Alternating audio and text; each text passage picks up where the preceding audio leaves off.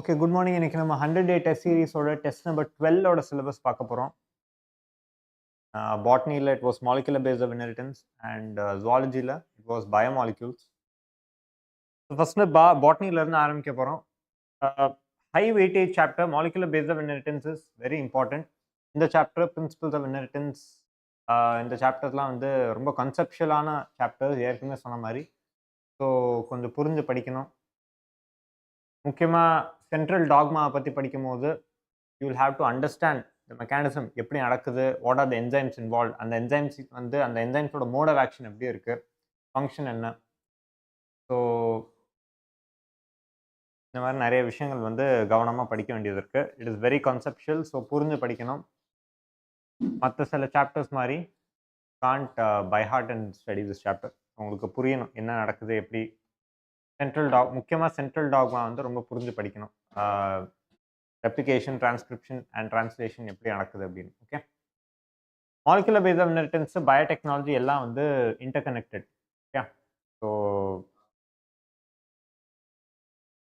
First வந்து molecular base of இன்ஹெரிட்டன்ஸில் basics. First டிஎன்ஏவோட ஸ்ட்ரக்சர், அதோட காம்பனன்ட்ஸு. ஸோ டிஎன்ஏவோட ஸ்ட்ரக்சரில் என்னென்ன காம்பனன்ட்ஸ் இருக்குது? You have your nitrogenous base, sugar and phosphate molecule. Okay, so nitrogenous bases 4 base இருக்கு and nitrogenous base can be either purines or pyrimidines. Okay, so purines வந்து double ring structure இருக்கும், pyrimidines will be a single ring structure. Okay, cytosine, thymine and uracil are pyrimidine, adenine and guanine are purines. Guanine bonds with thymine. Okay, adenine bonds with cytosine or adenine binds with thymine, guanine binds with cytosine, GC80, and adenine can also bind with uracil if it is an RNA molecule. Okay, sugar can be deoxyribose sugar or it can be normal sugar, ribose sugar. Okay, deoxyribose if it is DNA, ribose if it is RNA. Okay,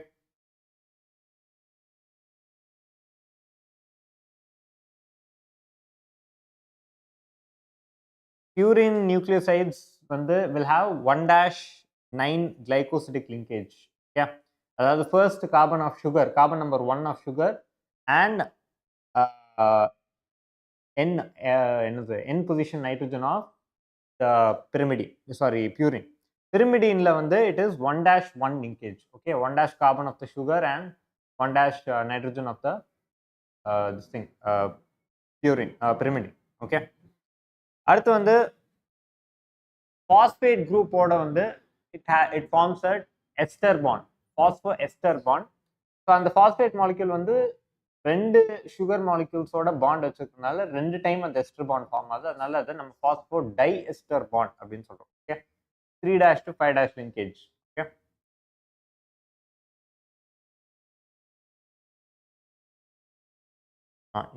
இந்த இடத்துல இருக்கு 3- to 5- linkage. Phosphate forms a phosphodiester bond and nitrogenous base oda glycosidic bond has been formed.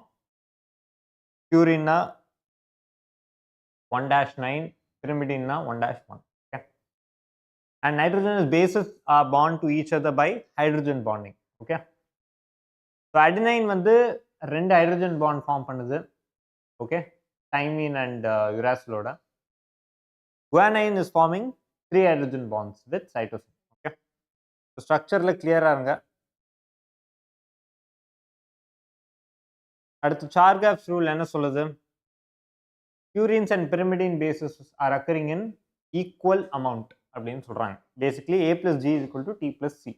Okay, அடுத்த amount of adenine is equivalent to the amount of thymine. Okay, A by T is equal to 1. அதே மாதிரி G by C is equal to 1. Okay, இப்போ packaging பற்றி பார்ப்போம். So பேக்கேஜிங்கில் வந்து first என்ன ஆகும்? The DNA double stranded structure is wound around histone protein molecules. Okay, the histone protein molecules total 8 histone protein molecules இருக்கு. So histone protein molecules can be either H1, H2A, H1, H2A, H2B, H3 or H4. Okay. So H2A, H2B, H3 and H4 இந்த நாலும் வந்து ரெண்டு வாட்டி repeat ஆகும். டோட்டலா 8 histone protein molecule. இதை சுத்தி தான் வந்து டிஎன்ஏ ஸ்ட்ராண்ட் வந்து காயில் அப் வூண்ட் அப் ஆயிருக்கு. ஓகே. ஸோ இந்த H1 வந்து வெளியே இருக்கும். ஸோ இந்த ஹிஸ்டோன் ஆக்டமர் அப்படின்னு சொல்லுவாங்க. இந்த ஹிஸ்டோன் ஆக்டமர் வந்து ஒரு லிங்கர் மூலியமா is join to the subsequent bead. Bead is nothing but bead is like the histone octamer which we just discussed. So ஒரு histone octamer வந்து இன்னொரு ஒரு பீடோட ஒரு லிங்கர் மூலியமா ஜாயின் ஆயிருக்கு. ஓகே. இதே மாதிரி இந்த மாதிரி பீட்ஸ் ஆன ஸ்ட்ரிங் ஸ்ட்ரக்சர் மாதிரி போயிட்டே இருக்கும். ஓகே. அண்ட் இந்த H1 ஹிஸ்டோன் H1 மாலிக்யூல் வந்து ஹிஸ்டோன் ஆக்டமருக்கு ஜஸ்ட் வெளியே இருக்கும். ஓகே. ஜஸ்ட் வெளியே இருக்கும். The H1 molecule என்ன பண்ணும்? It interacts with each other and causes the chromatin to form a spiral. And the spiraling of the chromatin material ஓட reason வந்து H1. Okay. H1 is responsible for the coiling. இப்போ அடுத்தது வந்து when this bead on the string, beads structure are coiled up multiple times, they form 30 nanometer chromatin fiber. Okay. இந்த 30 nanometer chromatin fiber வந்து திருப்பி due to subsequent coiling, it will form looped domains, looped structures. Okay. இந்த looped structure again condense ஆகி condensed chromatin மாதிரி form ஆகும். இந்த condensed chromatin will coil upon itself multiple times to form the chromosome. Okay. So அதே மாதிரி சில குரோமோசோம்ஸ்ல சில particular லொகேஷன்ஸ்ல வந்து ஏன் டார்க் பேண்ட்ஸும் இன்னொரு பர்டிகுலர் லொகேஷன் லைட் பேண்ட்ஸும் தெரியுது நமக்கு. ஸோ வந்து காயிலிங் ஜாஸ்தியா இருந்தா it will become darker. If it is comparatively lesser, it will give you a lighter color. Okay.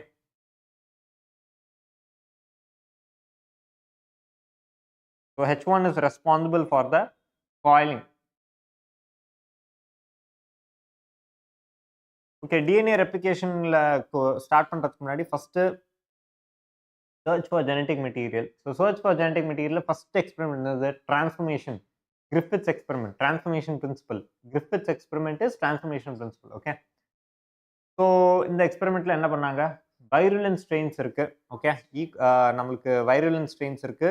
Streptococcus நிமோனியாவோட S strain and R strain ரெண்டு ஸ்ட்ரெயின் இருக்கு. ஸோ S strainல வந்து they found it to be virulent. Okay.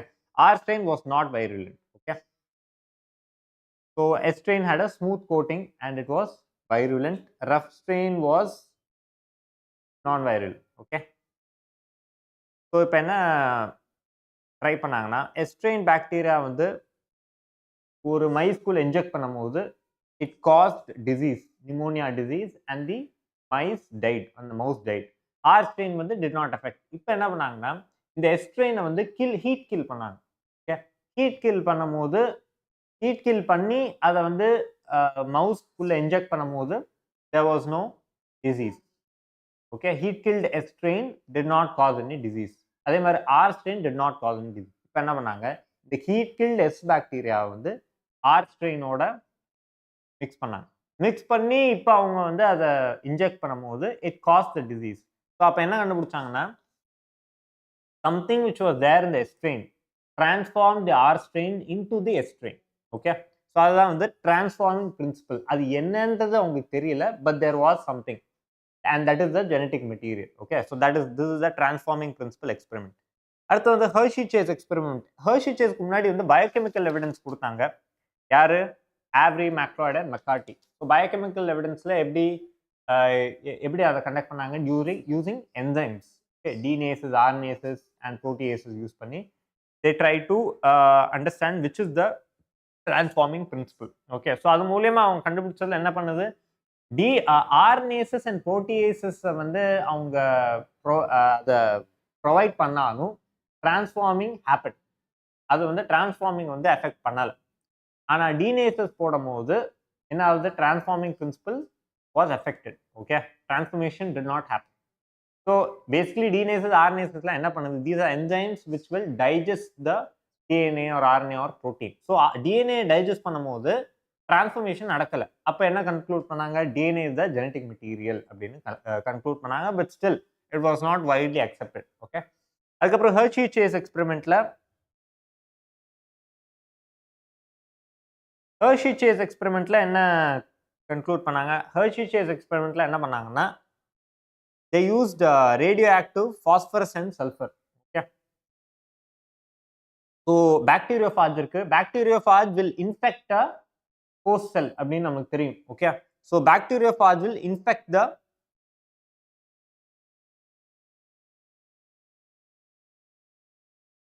it will infect the E. coli bacteria. Okay. So bacteriophage la வந்து so phosphorus proteins contain phosphorus, DNA contain sulfur. Sulfur is present in proteins but not in DNA. Phosphorus is in DNA, not in proteins. So radioactive phosphorus and sulfur ரெண்டையுமே வந்து bacteriophage insert பண்ணிட்டாங்க. So the bacteriophage has radioactive sulfur and radioactive phosphorus. Okay. இப்போ they allowed it to infect. They allowed the bacteriophage to infect the E. coli cell. Infect பண்ணும்போது என்ன ஆச்சு? நம்மளுக்கு எல்லாருக்கும் தெரியும், இன்ஃபெக்ட் பண்ணும்போது வெறும் genetic material of the bacteriophage மட்டும் தான் வந்து ஈகோலை செல்குள்ள போய் இன்டெகிரேட் ஆகும்னு நமக்கு தெரியும். ஸோ சப்சிக்வெண்டா அந்த ஈகோலைல இன்ஃபெக்டட் ஈகோலை செல்ஸ்ல பாத்தீங்கன்னா they found radio active phosphorus but they did not find radio active sulphur. அப்படின்னா என்னது? DNA was a genetic material which was passed on into the genome of the E. coli. Okay. So Hershey Chase experiment மூலமா so unequivocal proof. அப்படின்னா என்னது? There is no debate about it. Okay, that is the final proof. Unequivocal proof of DNA the genetic material came from Hershey and Chase's experiment. Okay. So the properties of genetic material என்ன? It should be comparatively it should be stable.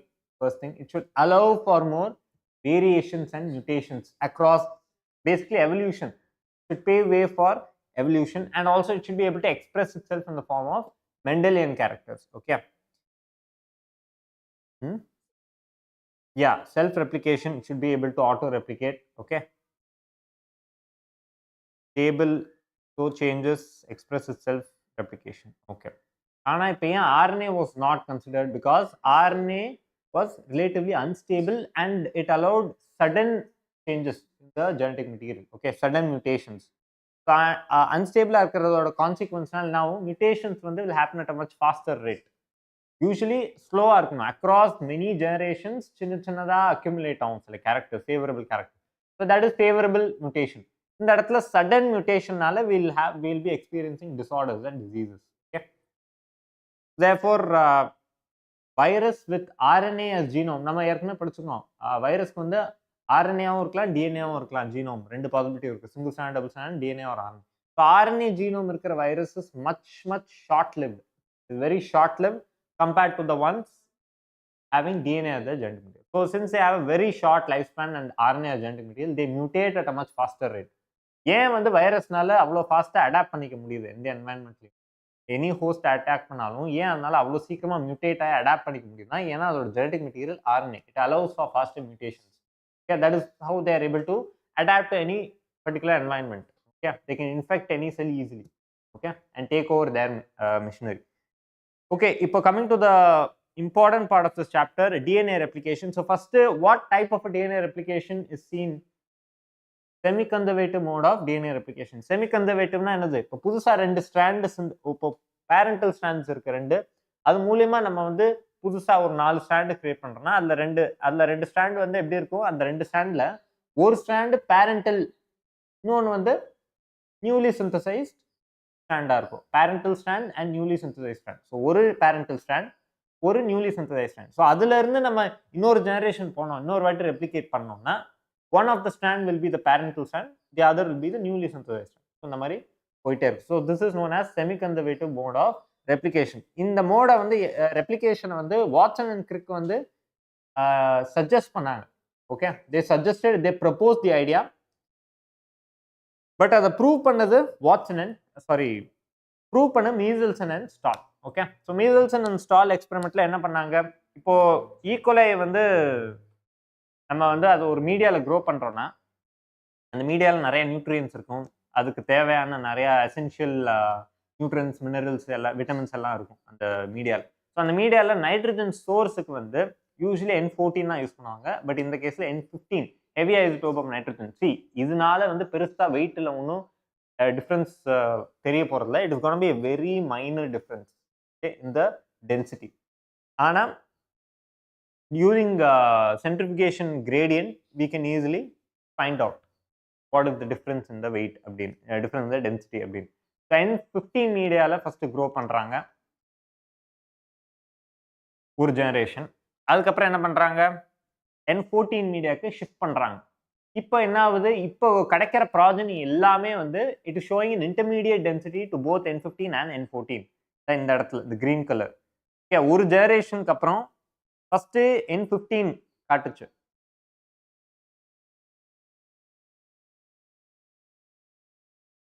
First வந்து இந்த இடத்துல N15 காட்டுது ஒரு ஜெனரேஷனுக்கு அப்புறம். நல்ல heavy ஐசோடோப்பை வந்து take up பண்ணிக்கிச்சு.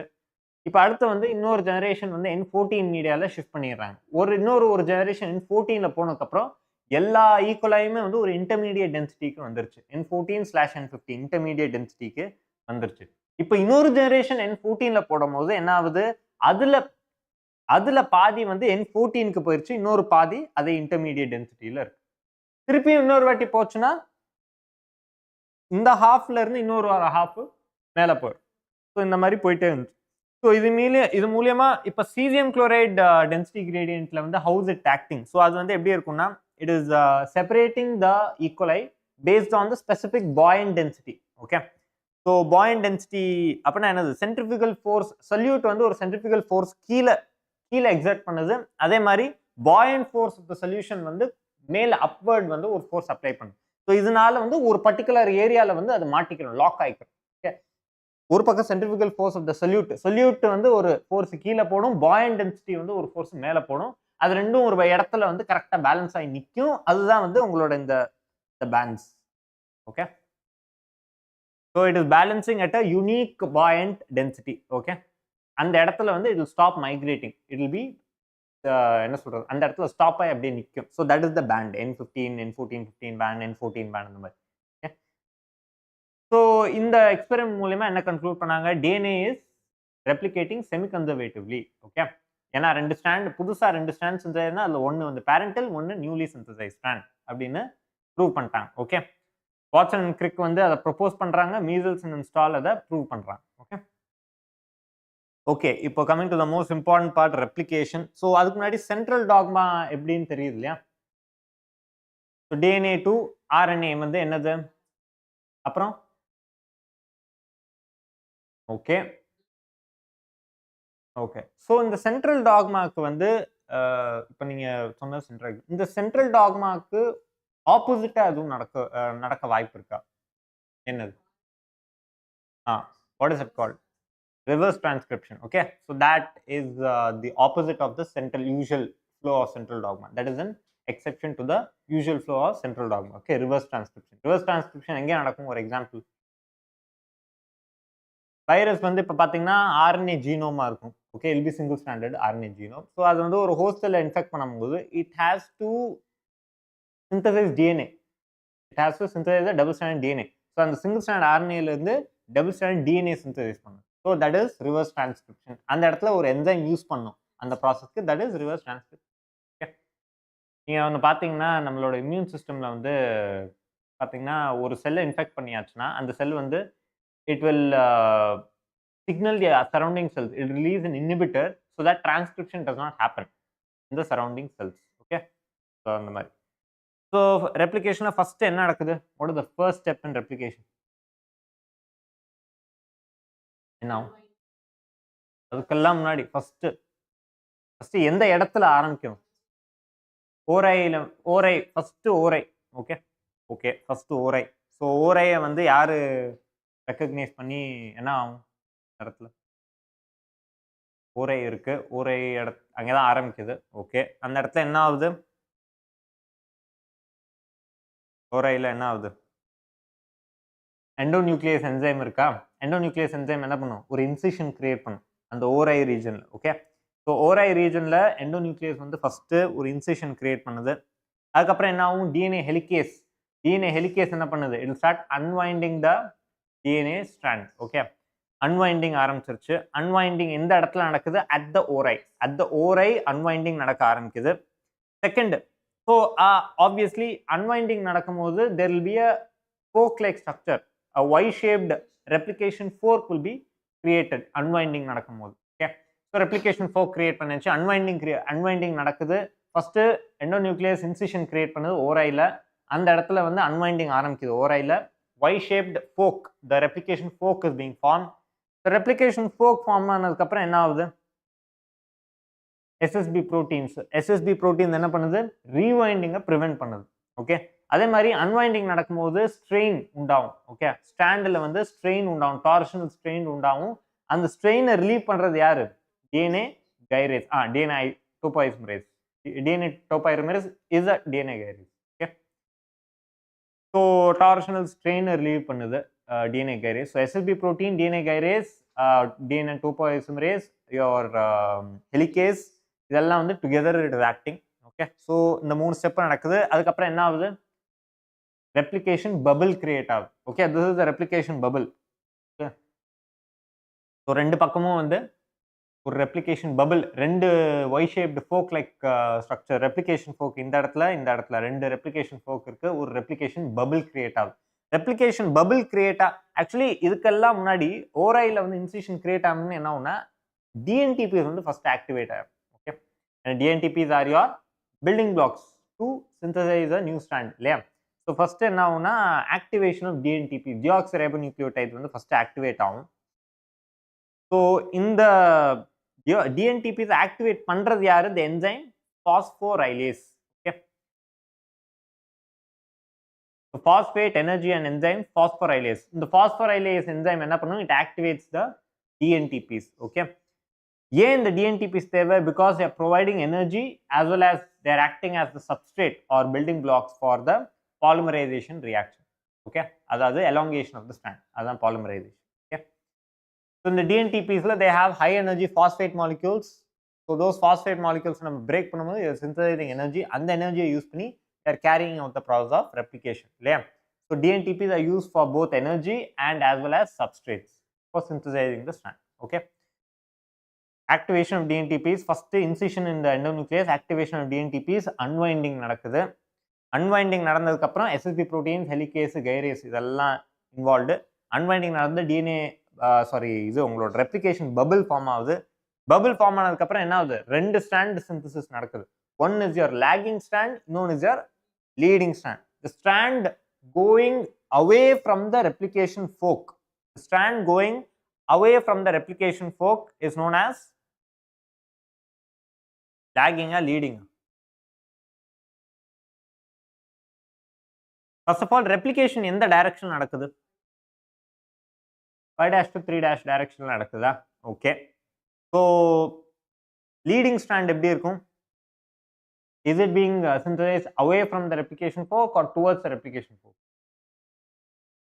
Leading strand. First of all, leading strand வந்து continuous-ஆ இருக்குமா discontinuous-ஆ இருக்குமா? Continuous-ஆ இருக்கும்.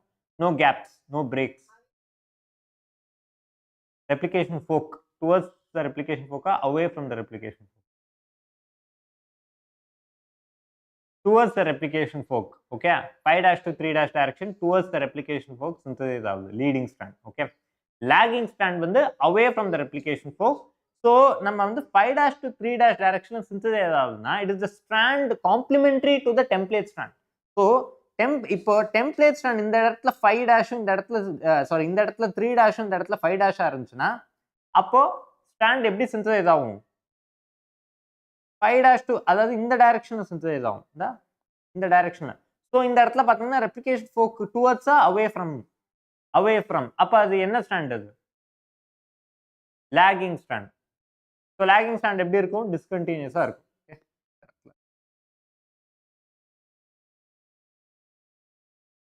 சரி, ஓகே, டிஸ்கண்டினியூஸா இருக்கும். அண்ட் லீடிங் ஸ்டாண்ட் வந்து towards the replication fork. Okay, so இந்த லாகிங் ஸ்டாண்ட் டிஸ்கண்டினியூஸா இருக்கு. ஸோ இந்த பார்ட்ஸ் எல்லாம் வந்து நம்ம ஒக்கசாக்கி ஃப்ராக்மெண்ட்ஸ், டிஸ்கண்டினியூஸ் ஃப்ராக்மெண்டடாக இருக்கு இல்லையா லாகிங் ஸ்டாண்டு. ஸோ அதெல்லாம் வந்து ஒக்கசாக்கி ஃப்ராக்மெண்ட்ஸ்னு சொல்லுவோம். எண்டில் பார்த்தீங்கன்னா இந்த Okazaki fragments are all join together by the DNA ligase. Okay, DNA ligase வந்து நம்ம மாலிகுலர் க்ளூ அப்படின்னு சொல்லுவோம். ஸோ இப்போ என்ன ஆகுது? அன்வைண்டிங் எல்லாம் நடந்து ரெப்ளிகேஷன் பபிள் ஃபார்ம் ஆனோன்னா உங்களோட ஆர்என்ஏ ப்ரைமர் இருக்கு இல்லையா, DNA dependent RNA primer. So இந்த ப்ரைமர் வந்து போய் 5' எண்டில் போய் ஒட்டிக்கிறோம். ரெப்ளிகேஷன் ஃபோக் கிரியேட் ஆகலையா, அந்த இடத்துல வந்து 5' எண்டில் போய் ஜாயின் ஆகிக்கிறோம் ப்ரைமர். ஜாயின் ஆகி டிஎன்ஏ பாலிமரேஸ் வந்து அந்த ஆர்என்ஏ ப்ரைமரை எக்ஸ்டெண்ட் பண்ண ஆரம்பிக்கும். It synthesizes, it use the dNTPs and extends the என்ன ஆகுது, the RNA primer. Polymerization reaction நடக்குது. ஓகே, ஸோ டிஎன்ஏ பாலிமரேசஸ்லேயே 3 இருக்கு. TNAP 1, 2 and 3. 1 வந்து என்னது, டிஎன்ஏபி 1 டிஎன்ஏ பால் 1 வந்து lagging strand synthesis, gap filling இதெல்லாம் பண்ணுது. ஓகே, டிஎன்ஏ பால் 3 என்ன பண்ணுது, leading strand synthesis. DNA polymerase 1 வந்து லேகிங் ஸ்ட்ராண்ட் சிந்தசிஸ் அப்புறம் கேப் ஃபில்லிங். டிஎன்ஏ பாலிமரேஸ் 3 வந்து leading strand synthesis. Okay, delta அப்படின்னு சொல்லுவோம். டிஎன்ஏபி 3 வந்து டெல்டா, டிஎன்ஏபி 1 வந்து ஆல்பா. டிஎன்ஏபி 2 என்ன பண்ணும், அதுல வந்து 3 இருக்கு, epsilon, beta and gamma. Epsilon and beta என்ன பண்ணுது, proofreading and repair. Okay, DNA வந்து எக்ஸ்டெண்ட் பண்ணானா ஆர்என்ஏ பிரைமரை எக்ஸ்டெண்ட் பண்ணதுக்கப்புறம் அது ஒரு வாட்டி ப்ரூஃப் ரீட் பண்ணும். Like if all the nucleotides are correctly என்ன சொல்றது, சிந்தசைஸ்ட் ஆர் நாட், அது complementary to the base pair or not. So அதெல்லாம் பார்க்கும். காமா என்ன பண்றது, mitochondrial DNA synthesis. Okay, DNA pol 2 especially gamma is responsible for the DNA synthesis in mitochondria. Okay, okay, இப்ப replication புரிஞ்சிருச்சா?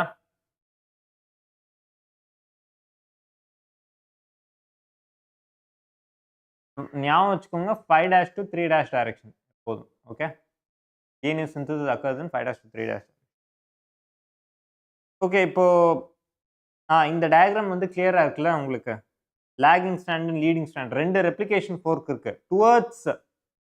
Towards the replication fork வந்து என்னது, leading strand continuous. இந்த இடத்துல வந்து இந்த பக்கம் டுவர்ட்ஸ் ரெப்ளிகேஷன் ஃபோர்க். டைரக்ஷன் எப்படி டெனோட் பண்றோம், paste on the polarity of the strand. இப்போ ஸ்ட்ராண்ட் இங்க இந்த இடத்துல கீழே 5' to 3'னா அப்ப டைரக்ஷன் எப்படி இருக்கும், மேல வந்து கீழே லெஃப்ட் டுவர்ட்ஸ் லெஃப்ட் சைடு இருக்கும். மேல வந்து இந்த இடத்துல 3' இந்த இடத்துல 5' இருந்துச்சுன்னா டைரக்ஷன் வந்து ரைட் சைடுல இருக்கும். ஏன்னா ஸ்ட்ராண்ட் இஸ் 5' to 3'. அதோட டெம்ப்ளேட் ஸ்ட்ராண்ட் வந்து 3' to 5'. ஓகே, இந்த இடத்துல வந்து நைட்ரஜன் பாண்ட்ஸ் இருக்கும், ஐ மீன் ஹைட்ரஜன் பாண்ட்ஸ் இருக்கும் பிட்வீன் த நைட்ரஜனஸ் பேசஸ். இந்த இடத்துல மட்டும் the bond is broken. Hydrogen bond.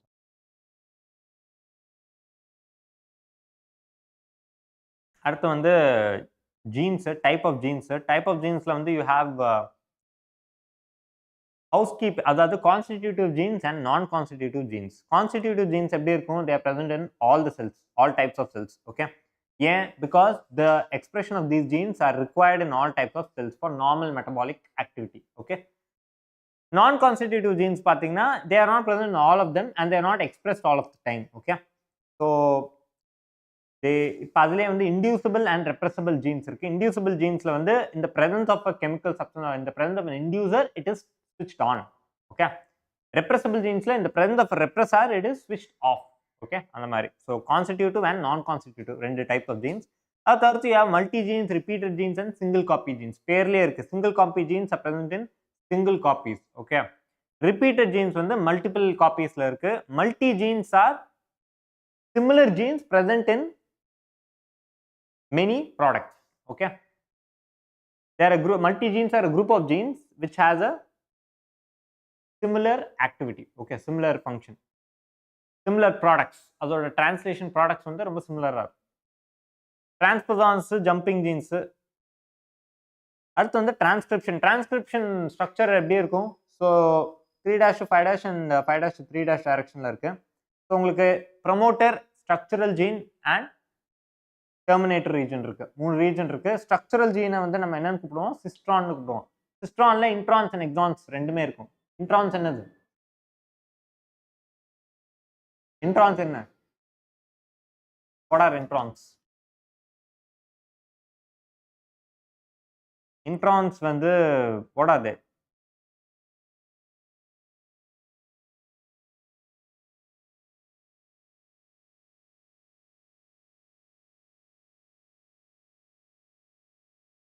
See, introns are non-coding sequence, exons are coding sequence. நீங்க வந்து போஸ்ட் டிரான்ஸ்கிரிப்ஷன் மாடிஃபிகேஷன்ல இன்ட்ரான்ஸை ரிமூவ் பண்ணிடுங்க. ஓகே, ஸோ சிஸ்ட்ரான்ல you will find both introns and exons. So transcription process எப்படி நடக்கும், ஃபர்ஸ்ட்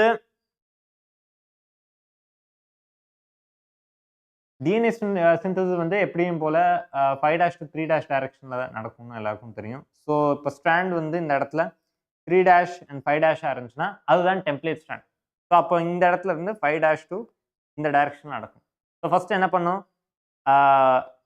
ப்ரொமோட் ரீஜனை வந்து recognise பண்ணும். என்ன ரெக்கக்னைஸ் பண்ணும், இப்போ ஆர்என்ஏ பாலிமரேஸ் இருக்கு இல்லையா, ஆர்என்ஏ பாலிமரேஸ் வந்து ஃபர்ஸ்ட் எந்த டைரக்ஷன் வந்து டிஎன்ஏ சிந்தசிஸை வந்து இது பண்ணுது, 5' to 3' டைரக்ஷனில் இனிஷியேட் பண்ணுது. ஓகே, ஸோ ஃபர்ஸ்ட் டெம்ப்ளேட் ஸ்ட்ராண்டோட 3' to 3 டெம்ப்ளேட் ஸ்ட்ராண்ட் வந்து 3' to 5' இருக்கணும். கோடிங் ஸ்ட்ராண்ட் வந்து 5' to 3' direction. Coding strand will be similar to the mRNA strand which is being synthesized. Okay, ஏன்னு புரியுதா லாஜிக்? பிகாஸ் புதுசா சிந்தசைஸ் பண்ண போற mRNA strand will be complementary to the template strand.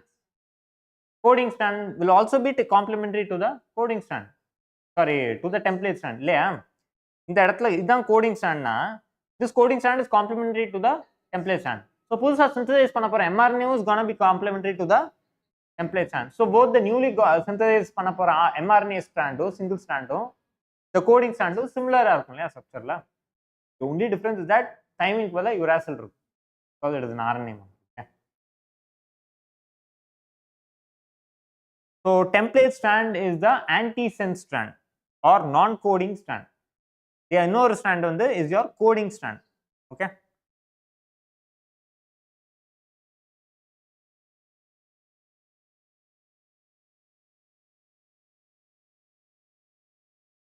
So the promoter region வந்து ஒரு promoter regionல வந்து you will have certain sequences known as the recognition sequence. For example, Tata box sequence. Okay, that sequence serves as a recognition for the RNA polymerase. So RNA polymerase oda DNA dependent RNA polymerase. So RNA polymerase oda sigma factor இருக்கு இல்லையா, sigma factor என்ன பண்ணும், it recognizes the promoter region. Okay, in the particular for example Tata box sequence. So அதை வந்து அந்த recognition sequence first recognize பண்ணும். Okay, sigma factor recognize பண்ணி it will bind the RNA polymerase enzyme recognize the start signal or the promoter region. அதுக்கப்புறம் என்ன ஆகும், initiation of the transcription நடக்கும். Okay, it will go and bind to the promoter region. promoter ஓட போய் bind பண்ணிக்கிச்சு DNA polymerase. இப்போ என்ன ஆகும், DNTPase use பண்ணி it will synthesize the new strand. Okay, so new strand elongation. Second step வந்து என்னது, elongation. So இந்த RNA polymerase என்ன பண்ணும், it catalyzes the elongation. DNTPase வந்து building blocks யூஸ் பண்ணி அதை வந்து எனர்ஜிக்கு யூஸ் பண்ணி எனர்ஜிக்கும் building blocks or substrates use பண்ணி it will elongate the strand. Okay, அதுக்கப்புறம் கடைசியா என்னாவும் டெர்மினேஷன். டெர்மினேஷன் என்னாவும் RHO ஃபேக்டர் இருக்கு இல்லையா, RHO ஃபேக்டர் வந்து உங்களோட டெர்மினேட்டர் ரீஜன் இருக்கு இல்லையா, அதை ரெக்கக்னைஸ் பண்ணி என்ன பண்ணும், it induces hair bin formation. Okay, induces hair bin formation. So இந்த மாதிரி ஹேர் பின் ஃபார்மேஷன் வந்து கிரியேட் ஆகும்போது அந்த இடத்துல வந்து ஸ்டாப் ஆயிரும், டிரான்ஸ்கிரிப்ஷன் ப்ராசஸ் அந்த இடத்துல ஸ்டாப் ஆயிரும். ஸோ ப்ரொமோட்டரில் ஆரம்பிச்சு சிக்மா ஃபேக்டர் ரெக்கக்னைஸ் பண்ணி ப்ரொமோட்டரில் ஆரம்பிச்சு it will elongate the strand and RHO factor terminator region recognize பண்ணி it will induce hairpin formation. Hairpin loop formation நடக்கும்போது என்ன ஆகுது, transcription process is stopped right there. Okay, so now you have the immature RNA, HNRNA. Okay, immature or HNRNA. So இந்த immature or HNRNA ல வந்து both coding and non coding regions இருக்கும், exons and introns ரெண்டுமே இருக்கும். So now this immature HNRNA or mRNA must be modified. It has to undergo some post transcriptional modification. Okay, to be eligible to undergo translation. Okay, so first என்ன பண்ணுவோம், first step வந்து modification of the 5' end, 5' capping. 5' endல வந்து நம்ம guanose and triphosphate add பண்ணி gap பண்ணி வச்சுப்போம். Okay, அடுத்து வந்து polyadenylation of 3' end, 3' end tailing. இந்த இடத்துல adenylate residues வந்து ஆட் பண்ணும். ஓகே, ஏன் இந்த ரெண்டு வேலையும் பண்றோம், why are we capping and tailing the process, I mean the RNA? Why is this cap or the tail required? It is required to form the mRNA ribosome complex. Okay, and also to confer stability to the molecule. Okay, mRNA வந்து ரைபோசோமோட ஒரு complex form பண்ணணும் இல்லையா, complex form பண்ணாதான் translation நடக்கும். So அந்த ஸ்டெப்ல 5' capping and 3' tailing is essential, okay, to make the complex with the ribosome. Okay, so அடுத்து third modification வந்து splicing or removal of introns, okay, the non coding regions. Okay,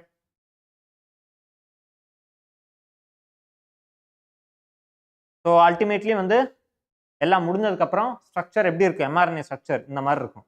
இந்த இடத்துல வந்து you will have the 5' cap, இந்த இடத்துல 3' tail, adenylate residues, இந்த இடத்துல guanosine triphosphate. இங்க வந்து UTRs are untranslated region. Okay, untranslated region additional stabilityக்காக. Okay, இந்த நடுவுல இந்த blue color region is your என்னது exons after splicing, after all your post transcriptional modification. This is your mature mRNA. Okay, mature mRNA. So இங்க வந்து you will have a start codon and a stop codon. Okay, அடுத்து வந்து RNA, different types of RNA பார்க்க போறோம். RNA ல பாத்தீங்கன்னா you will rRNA இருக்கு, ribosomal RNA. So these are the most stable form of RNA and they are the most found. Around 80% of the total cellular RNA is rRNA or ribosomal RNA. Okay, single stranded இருக்கும், larger and smaller subunits இருக்கும். அடுத்து வந்து tRNA or transfer RNA. Okay, transfer RNA is very essential for in the process. Transfer RNA is also known as adapter molecule. Where is it coming into play? Translation process la enna பண்ணுது, transporting the amino acid from the mRNA into the ribosome. Okay, into the in the site of ribosome. மூணு side இருக்கு இல்லையா ரைபோசோம்ல, larger subunit ரைபோசோம்ல எத்தனை side sir? மூணு side இருக்கு. என்னென்ன side? Okay, tRNA molecule எந்த சைட்ல டெபாசிட் பண்ணுது? P சைட்ல என்ன நடக்குது?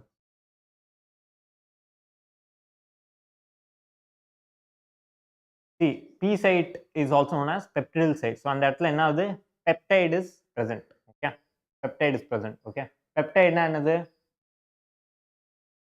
Is a sequence of amino acids. Sequence of amino acids is known as a peptide. இல்லையா? So peptide ல வந்து the P site ல வந்து peptide is present. A site ல என்ன ஆகுது, tRNA molecule வந்து டெபாசிட் பண்ணுது அமினோ ஆசிட். ஓகே, இங்க இருந்து ஒரு அமினோ ஆசிட் வந்து இங்க வந்து டெபாசிட் பண்ணுது. ஓகே, டெபாசிட் பண்ணும்போது என்ன ஆகுது,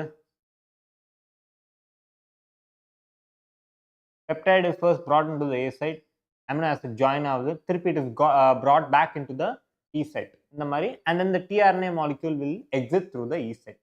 ஓகே, நம்ம வந்து டிரான்ஸ்லேஷன் பார்க்கும்போது அதுக்குள்ள வரும்.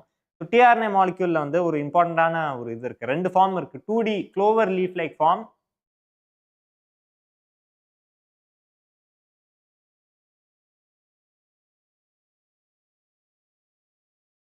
நீங்க tRNAல பாத்தீங்கன்னா ரெண்டு ஃபார்ம் இருக்கும். ஒன்னு வந்து clover leaf like form. Okay, 2D form. இந்த 2D ஃபார்ம்ல பாத்தீங்கன்னா உங்களுக்கு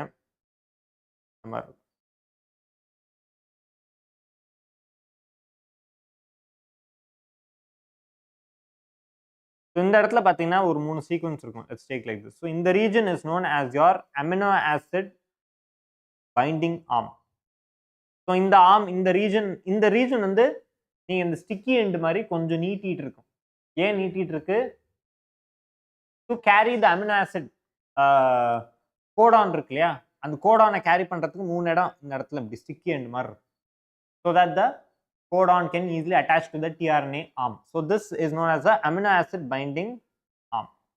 Okay, இந்த மாதிரி இருக்கும் சார் இந்த இடத்துல bonds form. This is one form. So இந்த இடத்துல வந்து என்ன ஆகுது, உங்களோட amino acid வந்து bind ஆயிக்குது. Okay, the codon, basically the codon is binding to this particular region. Okay, the triplet codon. இது வந்து உங்களோட 2D form. This is very important. tRNA மாலிக்யூலோட ரொம்ப இம்பார்ட்டண்டான ஒரு form, clover leaf like form or 2D form. Okay, அடுத்து வந்து mRNA, messenger RNA. So mRNA is the strand containing the genetic information. The sequence of amino acid information வந்து mRNAல தான் இருக்கு. Okay, so அந்த mRNA ரீட் பண்ணி தான் வந்து tRNA என்ன பண்ணுது, அமினோ ஆசிட்ஸை போய் டெபாசிட் பண்ணுது ஒன்று ஒன்றா. Okay, so the life span of mRNA is about 2 minutes in prokaryotes and few hours in eukaryotes. Mature mRNA ல வந்து இன்ட்ரான்ஸ் இருக்குமா இருக்காதா? இருக்காது. மெச்சூர் mRNA ல இன்ட்ரான்ஸ் இருக்காது. Okay, non coding sequences are absent. அதே மாதிரி ப்ரோகாரியோட்டிக், ஸோ இது வந்து ப்ரோகாரியோட்டிக் mRNA ல வந்து இட் won't be present. ஆனா யூகாரியோட்டிக் mRNA ல it could be present. Okay, it is present in eukaryotic mRNA but it is absent in prokaryotic mRNA. Okay, clear?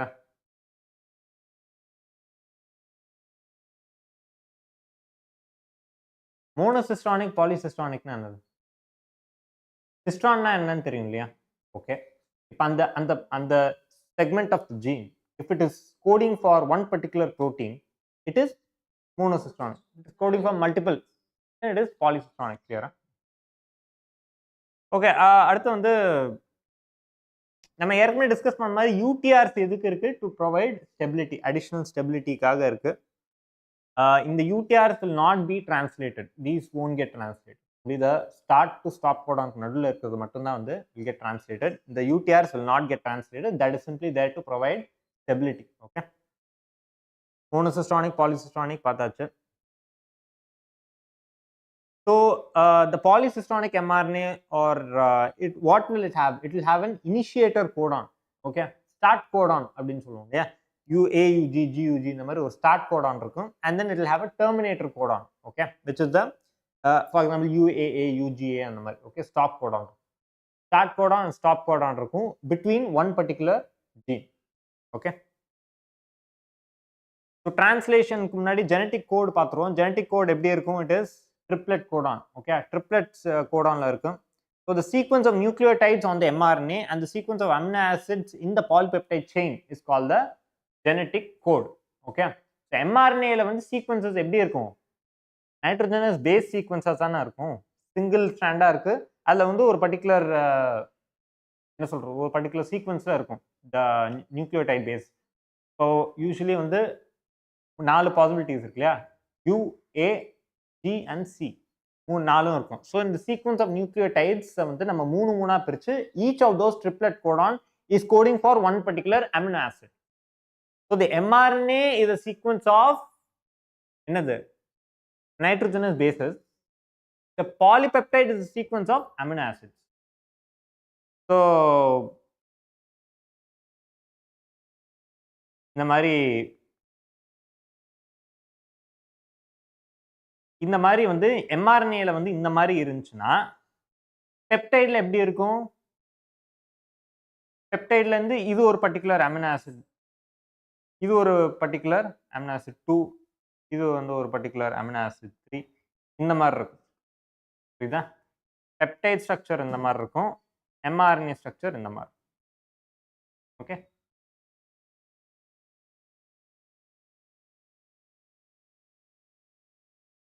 So amino acids வந்து 20 amino acids are there.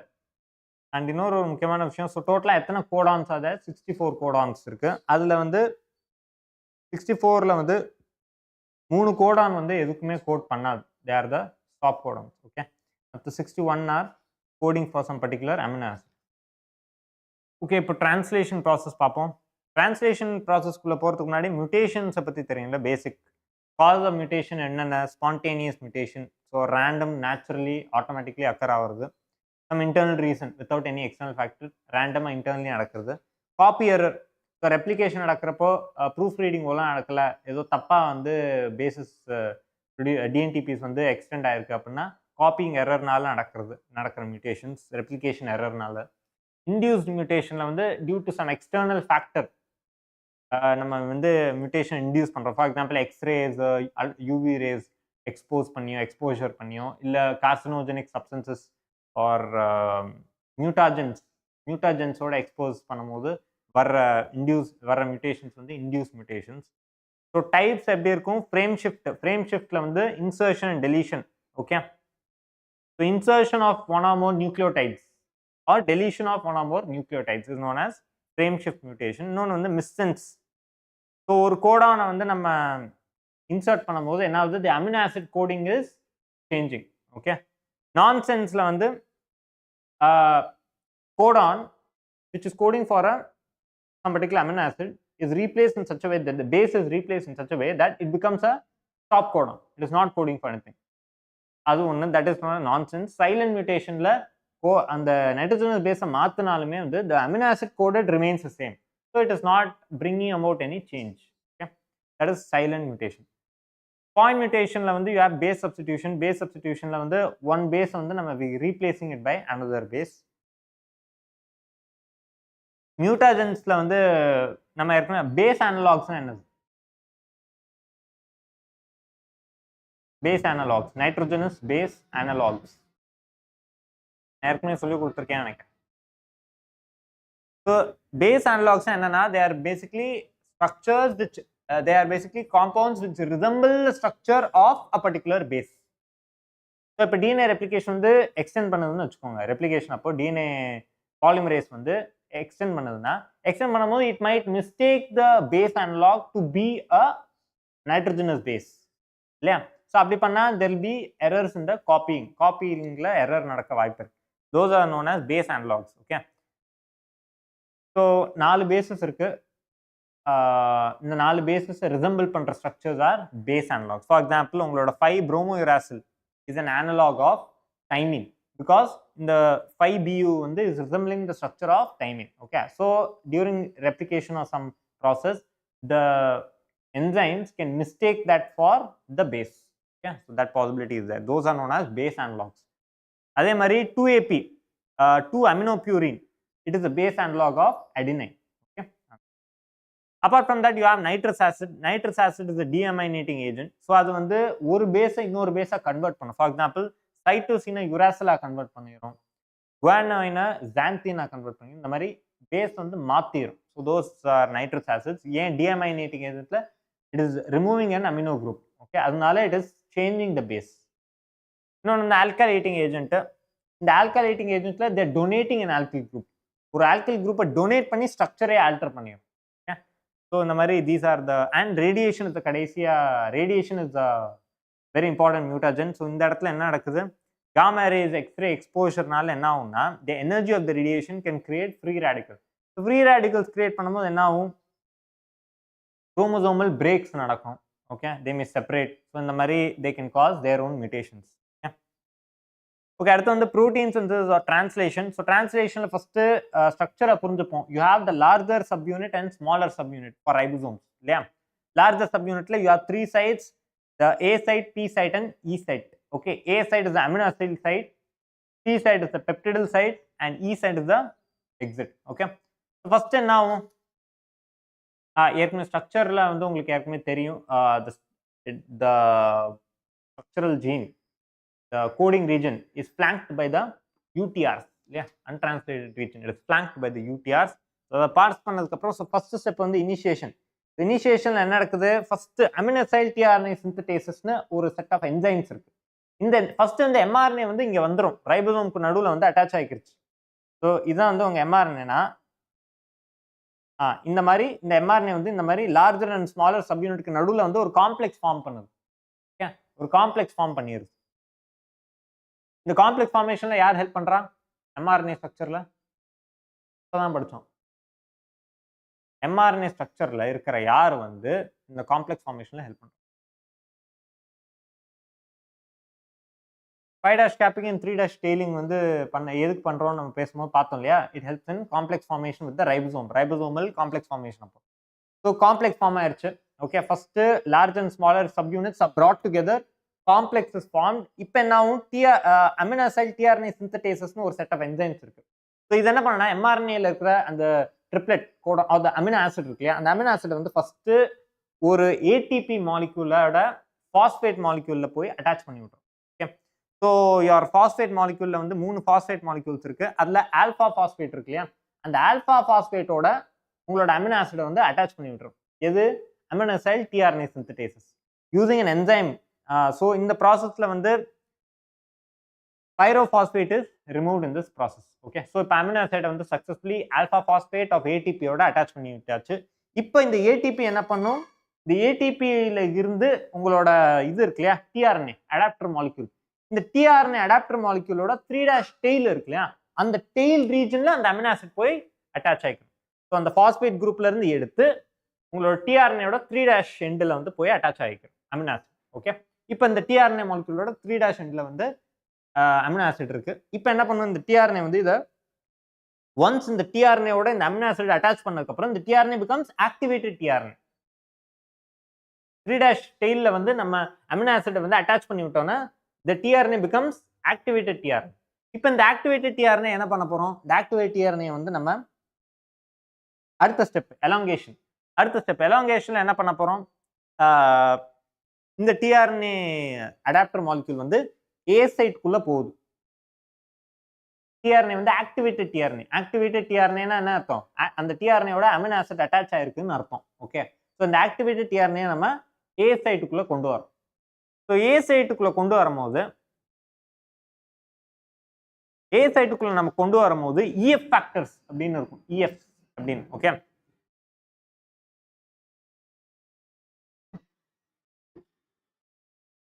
So இந்த EF GTP காம்ப்ளெக்ஸ்னு ஒன்று இருக்கும். Okay, இந்த இடத்துல EF GTP காம்ப்ளெக்ஸ்னு ஒன்று இருக்கும் A சைட்ல. So இந்த டிஆர்என்ஏ ஆக்டிவேட்டட் டிஆர்என்ஏ A சைட்ல கொண்டு வந்தோன்னா இந்த EF GTP வந்து எனர்ஜி யூட்டிலைஸ் பண்ணி EF GDP-யா மாறிடும். அந்த எனர்ஜி எதுல யூஸ் பண்றோம், நம்ம அந்த டிஆர்என்ஏ மாலிக்யூலோட அட்டாச்சா இருக்கிற அமினோ ஆசிட் வந்து டெபாசிட் பண்ண யூஸ் பண்றோம் A சைட்ல. ஓகே, இப்போ டிஆர்என்ஏ மாலிக்யூல் வந்து A சைட்ல டெபாசிட் பண்ணியாச்சு. இந்த டெபாசிட் பண்ற கேப்ல EF GTP is getting converted to EF GDP. இப்போ அமினோ ஆசிட டெபாசிட் பண்ணியாச்சு, எங்க A சைட்ல டெபாசிட் பண்ணியாச்சு. இப்போ டிஆர்என்ஏ வந்து ஆக்டிவேட்டட்ல இருந்து it comes back to the previous state. Okay, now it is not activated. Okay, so deposit பண்ணியாச்சு. GTP is getting hydrolyzed here into GDP. Okay,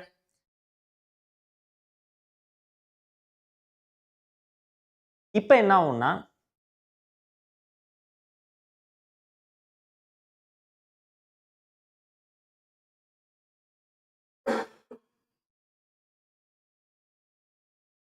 ஒரு பெப்டைட் இருக்குல்ல, the peptide which is attached to the tRNA in the P சைட்ல இருக்கிற இது இருக்குல்ல, peptide group இருக்குல்ல, அந்த பெப்டைடை வந்து நம்ம இப்போ என்ன பண்றோம், we are transferring it to the A side, we are bringing it to the A side. So A சைட்ல வந்து அது கொண்டு வர்ற ரியாக்ஷன் பேரு பெப்டிடில் டிரான்ஸ்ஃபரேஸ்.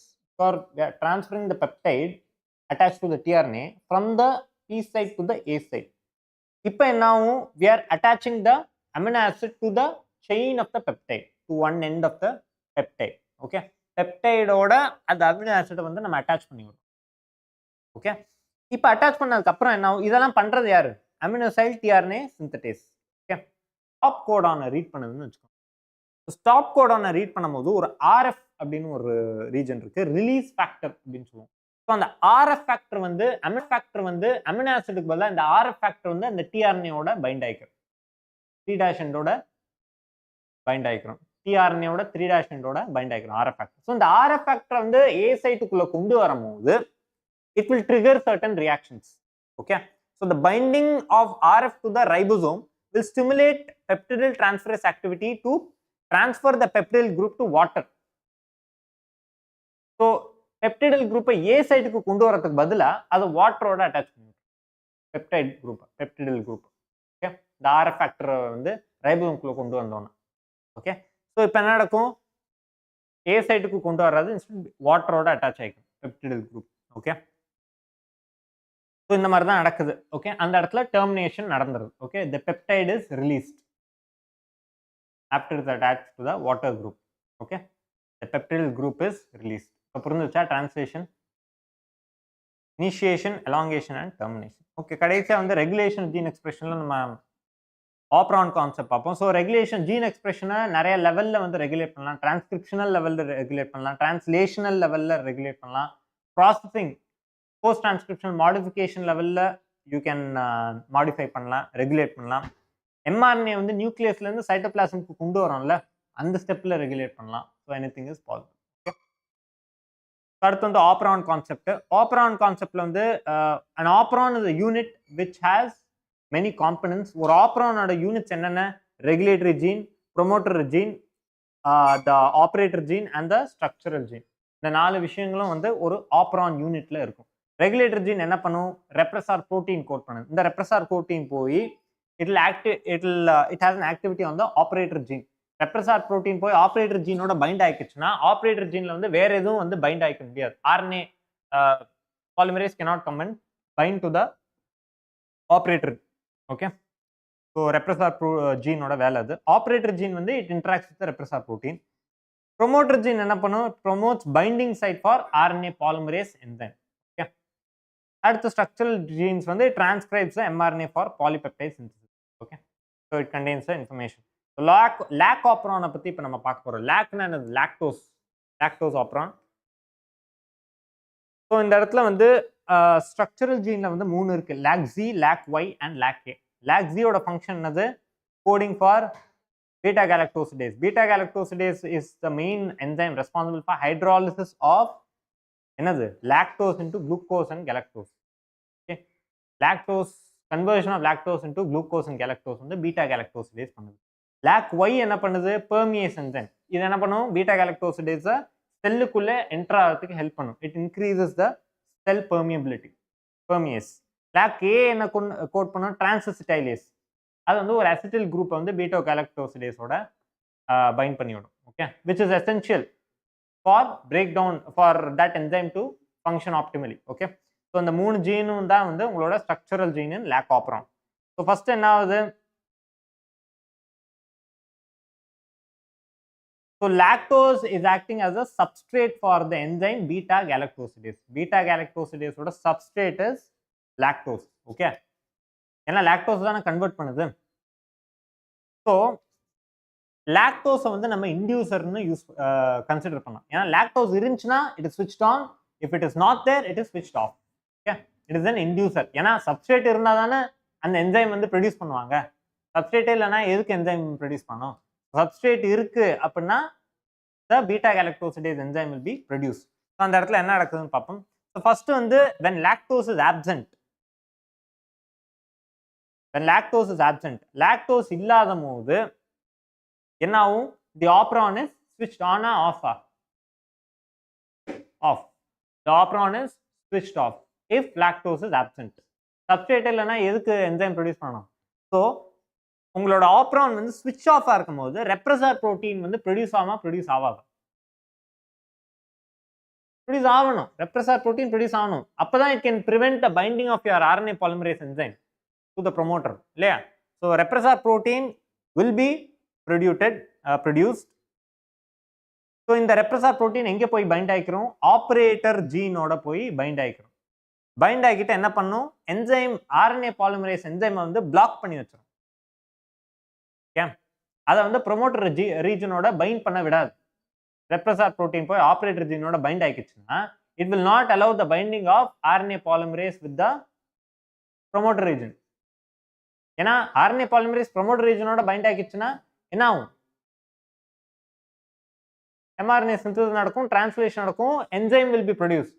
எதுக்கு enzyme should be produced? lactose இல்லாத போது why do we need beta galactosidase? தேவையில்லை இல்லையா? ஸோ டிரான்ஸ்கிரிப்ஷனை ப்ரிவென்ட் பண்ணுறதுக்காக RNA polymerase வந்து நம்ம ப்ரொமோட்டர் ரீஜனோட பைண்ட் பண்ணுறதை நிறுத்தணும். ஸோ அதுக்கு வந்து ரெப்ரஸர் புரோட்டீன் போய் ஆப்ரேட்டர் ஜீனோட போய் பைண்ட் ஆகிடும். இது வந்து லாக்டோஸ் இல்லைன்னா. லாக்டோஸ் இருந்துச்சுன்னா என்ன ஆகும்? நெகட்டிவ் கண்ட்ரோல் ஆர் ரெகுலேஷன் நடக்கும். ஸோ இந்த இடத்துல என்ன ஆகும்? Regulation of your repressor protein. So if lactose is provided, lactose வந்து எங்கே கொண்டு போவோம்? ஃபர்ஸ்ட் பாக்டீரியல் செல்ஸ்குள்ள ஃபர்ஸ்ட் கொண்டு போவோம் த்ரூ தி ஆக்ஷன் ஆஃப் பெர்மியேஸ். பெர்மியேஸ் மூலயமா நம்ம வந்து பாக்டீரியல் செல்லுக்குள்ள கொண்டு போறோம் லாக்டோஸை. ஸோ இந்த கேஸ்ல என்ன ஆகும்? இந்த presence of an inducer that is the lactose என்ன நடக்குது? Repressor is inactivated. Repressor inactivate ஆகும்போது ஆப்ரேட்டர் ஜீனோட போய் பைண்ட் ஆகாது. RNA polymerase போய் ப்ரொமோட்டர் ரீஜனோட பைண்ட் ஆகும், டிரான்ஸ்கிரிப்ஷன் நடக்கும், டிரான்ஸ்லேஷன் நடக்கும், பீட்டா கேலக்டோசிடேஸ், பெர்மியேஸ், அசிடைலேஸ் எல்லாமே ப்ரொடியூஸ் ஆகும். லாக்டோஸ் பிரேக் டவுன் நடக்கும். ஏன்னா சப்ஸ்ட்ரேட் இஸ் பிரசன்ட். ஓகே, அடுத்து வந்து HGP. ஹெச்ஜிபியோட basics, goals of HGP அதெல்லாம் ஒரு வாட்டி வாசிச்சுக்கோங்க, ரொம்ப ஈஸி.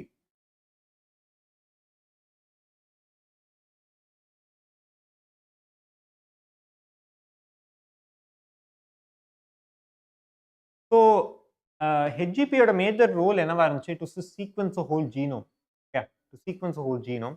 ஸோ இதை வந்து எந்த மெத்தட் யூஸ் பண்ணி பண்ணாங்கன்னா, சீக்வென்ஸ் அனோட்டேஷன் அப்படின்னு ஒரு மெத்தட் இருக்கு. என்ன பண்ணாங்கன்னா, ஃபர்ஸ்ட் எல்லா ஜீனையும் வந்து ஐடென்டிஃபை பண்ணி எதை எக்ஸ்பிரஸ் பண்ணுது அப்படின்றத பார்ப்பாங்க. ஒரு ஜீன் செக்மெண்ட் எதை எக்ஸ்பிரஸ் பண்ணுதுன்னு பார்த்துட்டு, அந்த whole set of the genome வந்து டிஃப்ரெண்ட் ரீஜன்ஸை வந்து டேக் பண்ணி விட்டுருவாங்க. ஓகே, இந்த செட் ஆஃப் ஜீன்ஸ், இந்த செட் ஆஃப் இந்த செக்மெண்ட் வந்து it is performing this particular function.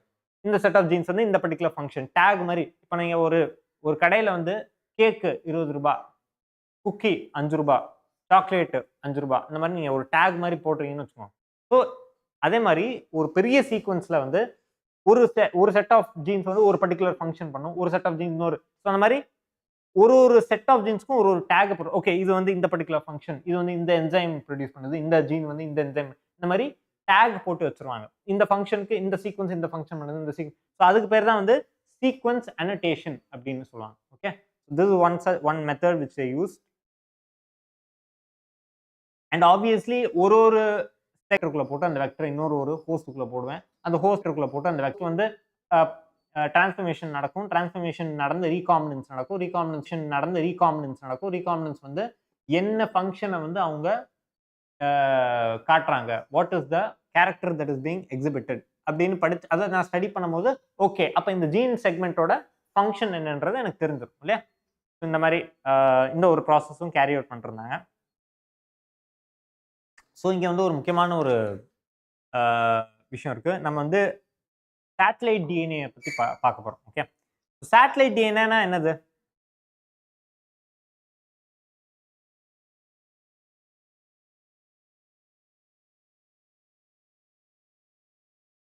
Satellite டிஎன்ஏனா என்ன?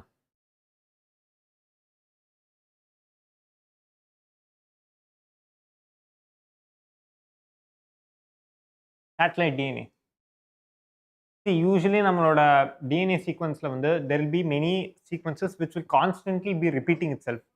Okay, it will be repeating itself multiple times in the genome. It will be repeating itself multiple times in the genome. So multiple times repeat பண்றது தான் இந்த repeating units தான் வந்து repetitive DNA. See, repetitive DNA ன்னு இருக்கும், and then you have your bulk DNA. Okay, you have your bulk DNA and then you have the repetitive DNA. So the repetitive DNA தான் வந்து நம்ம satellite DNA அப்படின்னு சொல்லுவோம், where it is continuously என்ன சொல்றது, it is repeating itself.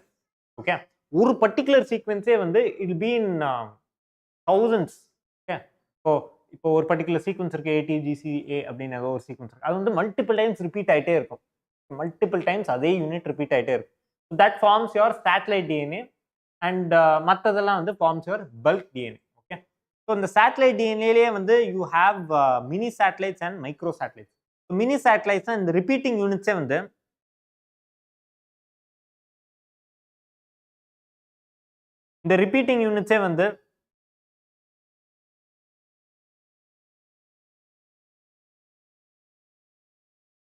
Size of the repeat length, அந்த repeating யூனிட்ஸோட ஒரு யூனிட் எடுக்கிறோம்னு வச்சுக்கோங்க, அந்த ஒரு யூனிட்டோட லென்த் வந்து it is very high, 10 to 100 base purse.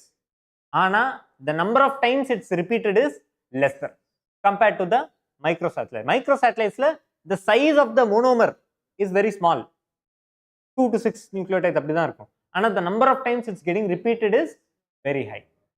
Okay, that is the difference between mini satellites and microsatellites. புரிஞ்சிருச்சா?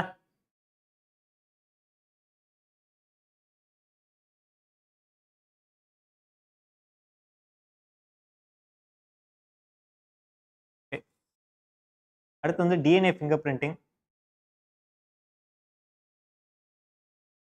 So repeat யூனிட்ஸ்னா என்னது? The number of times it is being repeated. Repeat units வந்து mini சேட்டலைட்ஸ்க்கு ஜாஸ்தியாக இருக்குமா, micro சேட்டலைட்ஸ்க்கு ஜாஸ்தி?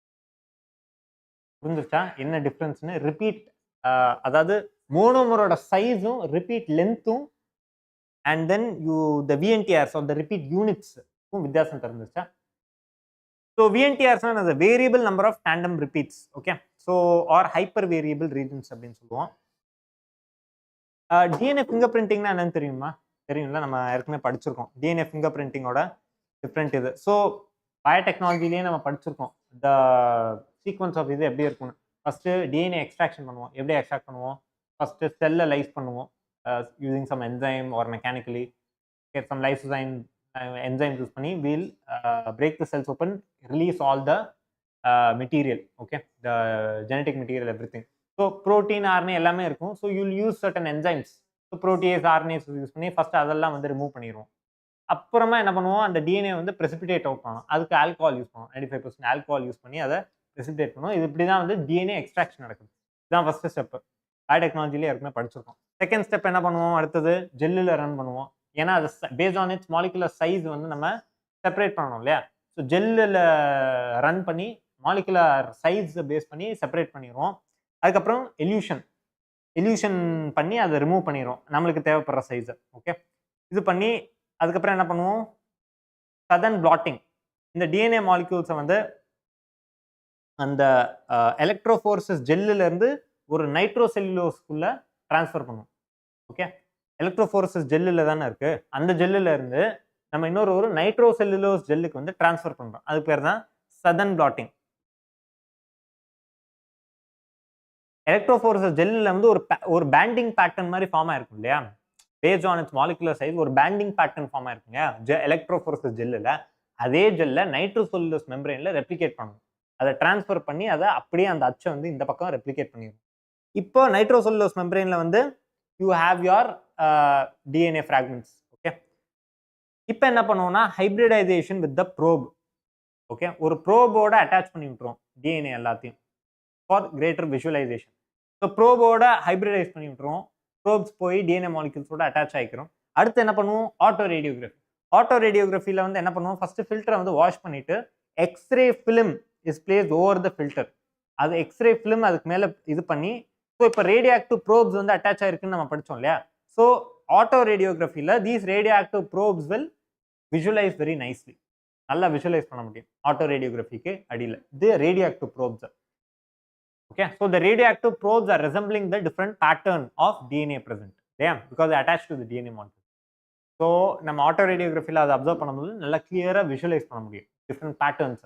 Okay, so அதை நீங்கள் வந்து விஷுவலைஸ் பண்ணும்போது உங்களுக்கு பேட்டர்ன் வந்து you will find the pattern to be somewhat like this. இந்த மாதிரி கிளீனாக ஒரு பேட்டர்ன் மாதிரி you will get after autoradiography. ஆட்டோ ரேடியோகிராஃபிக்கு அப்புறம் you will get these kind of patterns, கிளியரான பேட்டர்ன்ஸ் இருக்கும். இந்த பேட்டர்ன்ஸை ஸ்டடி பண்ணி you can find out the difference. You can for example நீங்கள் வந்து ஒரு டிஎன்ஏ சாம்பிள் இன்னொரு டிஎன்ஏ சாம்பிள் கம்பேர் பண்ணுறீங்க. இது ஒரு டிஎன்ஏ 1 ஆர் இது வந்து ஒரு டிஎன்ஏ 2 அப்படின்னா இந்த பேண்ட்ஸ் வந்து மேட்ச் ஆகுதா அப்படின்னு பார்ப்பாங்க. இந்த இடத்துல மேட்ச் ஆகுது, இந்த இடத்துல மேட்ச் ஆகுது, இந்த இடத்துல மேட்ச் ஆகல. ஸோ அதை பேஸ் பண்ணி they'll identify whether both the DNA sequences are same or not, or how are they different, எந்த ரீஜன்ல இருந்து டிஃப்ரெண்ட், இந்த மாதிரி. Okay, this is known as DNA fingerprinting. Everyone will have a unique DNA fingerprint. Okay, சாப்டர்ல வேற எதுவும் doubts இருக்கா? Doubts எதுவும் வரலைங்க. ஒரு 5-10 minutes பேசுங்க.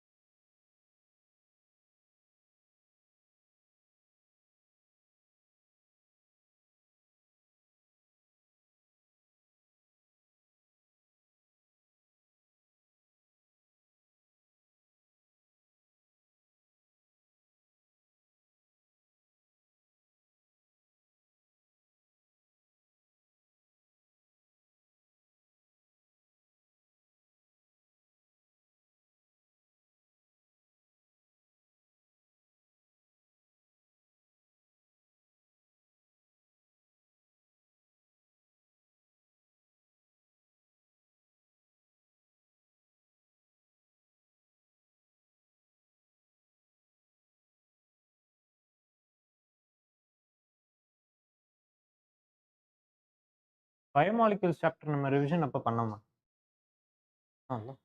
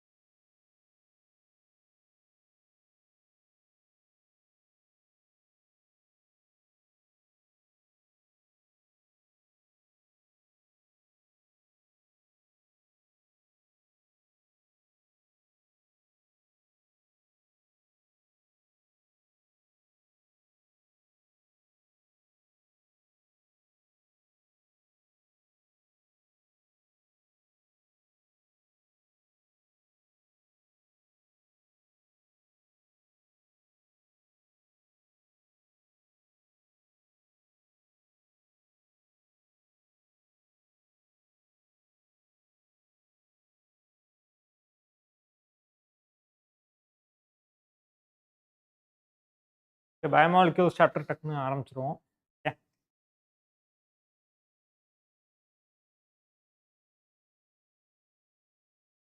சாப்டர்ல வந்து ஃபர்ஸ்ட் மேக்ரோமாலிக்யூல்ஸை பத்தி பார்ப்போம். Carbs, lipids and protein structure, amino acid structure இது எல்லாத்தையும் பத்தி டிஸ்கஸ் பண்ண போறோம். Okay. Amino acid structure and then ப்ரோட்டீனோட டிஃப்ரெண்ட் ஸ்ட்ரக்சர்ஸை பற்றி பார்க்க போகிறோம். Primary, secondary, tertiary, quaternary. மேக்ரோமாலிக்யூல்ஸோட டிஃப்ரெண்ட் டைப்ஸ் அண்ட் ஸ்ட்ரக்சர்ஸை பற்றி பார்க்க போகிறோம். அப்பார்ட் ஃப்ரம் தட்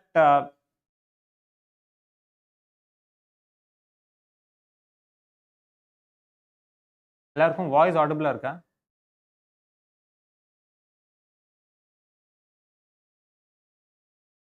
ஸ்க்ரீன் தெரியுதா இல்லை?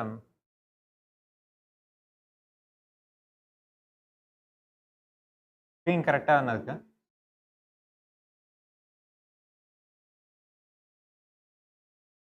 இல்லை எதுவும் ஸ்ட்ரக் ஆயிருச்சா?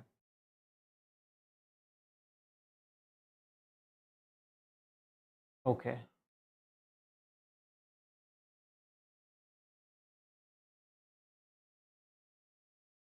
ஓகே. ஸோ அதுக்கப்புறம் enzyme activity is very important. Enzyme substrate complex formation, different types of inhibition, competitive inhibition, so அதெல்லாம் பற்றி பார்க்க போகிறோம். And apart from that, basics, what are metabolites, primary, secondary metabolites, chemical composition, organic, inorganic substances, அதெல்லாம் பற்றி பார்க்க போகிறோம். First வந்து ash test. Ash டெஸ்ட்டில் வந்து நம்ம எதுவாக பிரிக்கிறோம்? ஸோ த ஆஷ், ஸோ ஒரு organic substance or any dry சப்ஸ்டன்ஸை வந்து நம்ம பேர்ன் பண்ணும்போது த ஆர்கானிக் காம்பவுண்ட் என்னது? Carbon containing compounds are all evaporate ஆனதுக்கப்புறம் இந்த மிச்சம் இருக்கிற ash is your inorganic compounds, for example your metal ions and everything. Okay, so இதுலயே வந்து you will have micro and macromolecules and macromolecules. Micromolecules என்னது? less than 1000 daltons. Macromolecules are more than 1000 daltons. ஆனா lipids பாத்தீங்கன்னா they are less than 1000 daltons. Okay, they do not exceed even 800 daltons. ஆனாலும் we consider them as macromolecules. ஏன்? Are not water soluble. Yeah, they are insoluble in water. Therefore, these lipids are considered as macromolecules. Okay. So primary and secondary metabolites. Primary and secondary metabolites என்னது? இப்போ ஒரு photosynthesis process நடக்குது ஒரு பிளான்ட்ல. So அதுக்கு வந்து தேவையான சில விஷயங்கள்லாம் இருக்கு. ஓகே. ஸோ ரெஸ்பிரேஷன் நடக்குது, லிபிட் மெட்டபாலிசம் நடக்குது, இதெல்லாம் தேவையான substances. These organic compounds R necessary for it's day to day metabolic activities. அது ப்ரொடியூஸ் பண்ற சில விஷயங்கள் is needed for it to carry out it's day to day metabolic activities. Those are known as primary metabolites. Secondary metabolites now, these are substances, organic compounds that are produced by them, but they are not involved in any metabolic process, or they don't have any direct role in their growth or development. Okay, those are known as secondary metabolites. Okay, primary and secondary metabolites. அடுத்து வந்து கார்போஹைட்ரேட்ஸை பற்றி பார்ப்போம். கார்போஹைட்ரேட்ஸோட basic structure பார்த்துக்கிட்டிங்களா? CnH2O whole raised to n. Okay. So the carbohydrates are basically polyhydroxyaldehydes, CHO groups, polyhydroxyaldehydes, okay, or ketones. So இதுலயே வந்து you have monosaccharides, disaccharides, oligosaccharides and polysaccharides based on the number of monomeric units. Okay. இந்த இடத்துல வந்து இந்த CnH2ON is one monomeric unit. Okay. இந்த மாதிரி based on the number of monomeric units நம்ம அதை வந்து monosaccharides, disaccharides, oligosaccharides and polysaccharides சொல்றோம். Okay. Oligosaccharides, polysaccharides they are linked with each other by glycosidic bonds. Okay. They are linked to one another by glycosidic bonds. For example, இது lactose பார்த்தீங்கன்னா lactose வந்து நம்ம lactase enzyme, இந்த presence of lactase enzyme, what are we breaking it down into? இப்பதான் பார்த்தோம். இப்பதான் பார்த்தோம். அந்த மாதிரி ஸோ பாலிசாக்கரைட்ஸ்ல you have homopolysaccharides and heteropolysaccharides. ஹோமோபாலிசாக்கரைட்ஸ்ல வந்து polymerization of only one type of monosaccharide. Monomeric units எல்லாமே ஒரே மாதிரி இருக்கும். ஓகே. பாலிசாக்கரைட்ஸ்ல இப்போ ஹெட்ரோபாலிசாக்கரைட்ஸ்ல எப்படி இருக்கும்? Monomeric units are compose of different types of carbohydrates. Okay. Condensation of one or more types of carbohydrates. It could be made of சில units fructose, glucose, galactose, இந்த மாதிரி நிறைய கார்போஹைட்ரேட் யூனிட்ஸ்னால பண்ணப்பட ஒரு polymer is known as heteropolysaccharide. Okay. And சில இம்பார்ட்டண்டான polysaccharides and இந்த இடத்துல நீங்க என்ன படிக்கணும்னா இந்த polysaccharides and அதோட மோனோமெரிக் யூனிட் என்ன அப்படின்றத நீங்க தெரிஞ்சு வச்சுக்கணும். ஓகே. ஸோ இப்போ குளுக்கோஸ் வந்து எங்க இருக்கு? குளுக்கோஸ் வந்து it is found animal cell stored in liver and muscle. So என்ன type of linkage, how is it, what type of linkage does it have?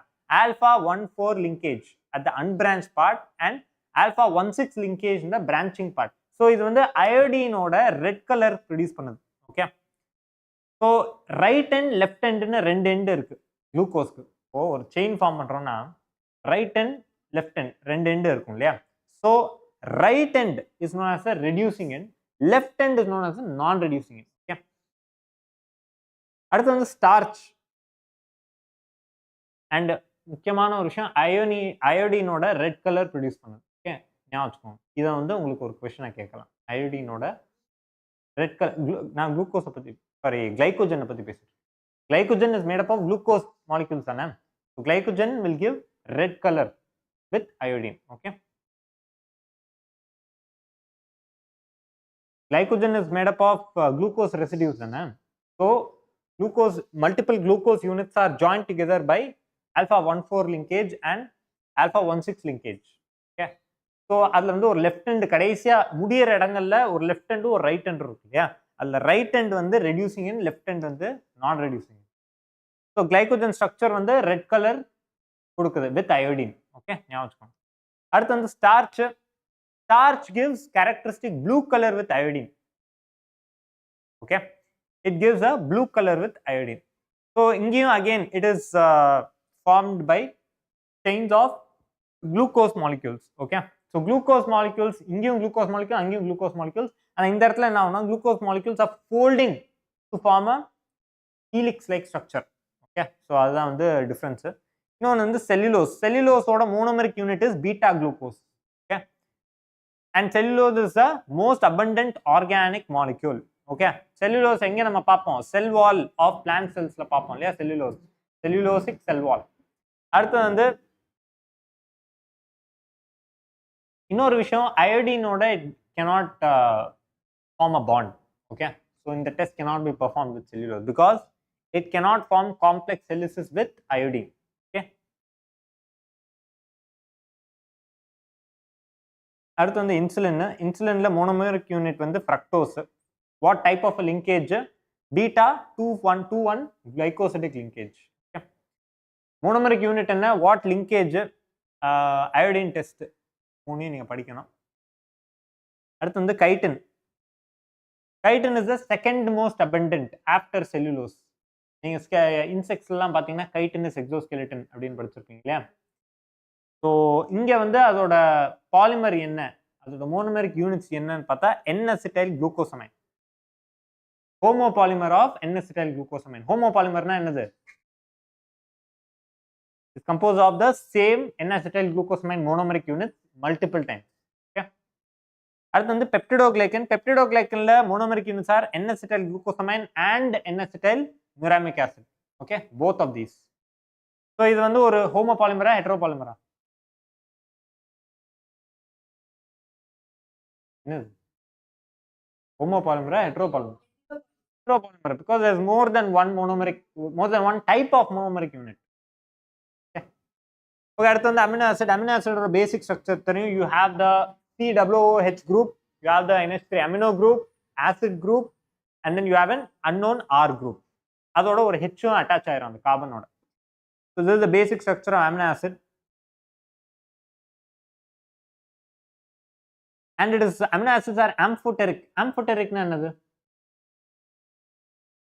They can exist both as an acid as well as a base. They can exist both as an acid as well as a base. Okay. So நீங்க வந்து இத ஒரு வாட்டர்ல வந்து போட்டீங்கன்னா என்னாகும்? You will find a dipolar ionic state in the aqueous state. So amino acids in the aqueous state will exhibit a zwitterion form or dipolar ion form. Dipolar ion formல என்னாகும்? Both positive and negative. Okay. That is known as zwitterion. So peptide formation எப்படி நடக்குது? So இந்த இடத்துல C ஒரு left சைடுல இந்த right சைடுல வந்து you have COOH இருக்கு இல்லையா? இந்த பக்கம் NH3 இருக்கு இல்லையா? ஸோ அந்த இடத்துல வந்து பெப்டைட் பாண்ட் எப்படி ஃபார்ம் ஆகுது? பெப்டைட்னா என்னது? Multiple amino acids have to be join together by some particular bond to form the peptide இல்லையா? ஸோ த பெப்டைட் பாண்ட் எப்படி ஃபார்ம் ஆகுது? COOHக்கும் அந்த OHக்கு நடுவில் அந்த OHம் கார்பாக்சிலிக் ஆசிட் குரூப்போட OHக்கு நடுவுலையும் அமினோ குரூப்போட H ஆட்டம் நடுவுலையும் வந்து அது என்ன ஆகும்? அப்படியே ரிமூவ் ஆகி சியும் என்னும் வந்து ஒரு பாண்ட் ஃபார்ம் பண்ணி. Okay, this OH இந்த பக்கம் இருக்கிற OHம் இந்த பக்கம் இருக்கிற Hம் வந்து அப்படியே ரிமூவ் ஆயிரும். H2O ரிமூவ் ஆகி என்ன வந்து சியோட டைரக்டா ஒரு பாண்ட் ஃபார்ம் பண்ணும். That is your peptide bond. இந்த மாதிரி தான் வந்து amino acid sequences form. Okay. So you have essential and non-essential. Non-essential amino acids and these are synthesized by our own body. We don't, and essential amino acids and these are not synthesized by our body. We have to take it from our diet. Okay. Animals la 7 essential amino acids irukku. Humans la வந்து 8 essential amino acids.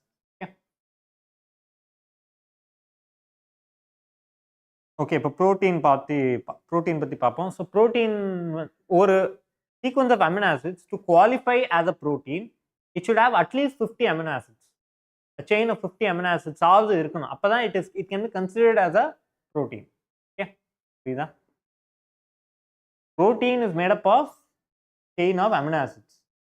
So அந்த number of units of amino acids வந்து at least 50 இருந்தால் தான் it can be considered as a protein. புரிஞ்சுச்சா? So collagen is the most abundant organic material பார்த்தோம் in animals. Okay, collagen is the most abundant protein in the animal world. Rubisco is the most abundant protein in the whole biosphere. Okay,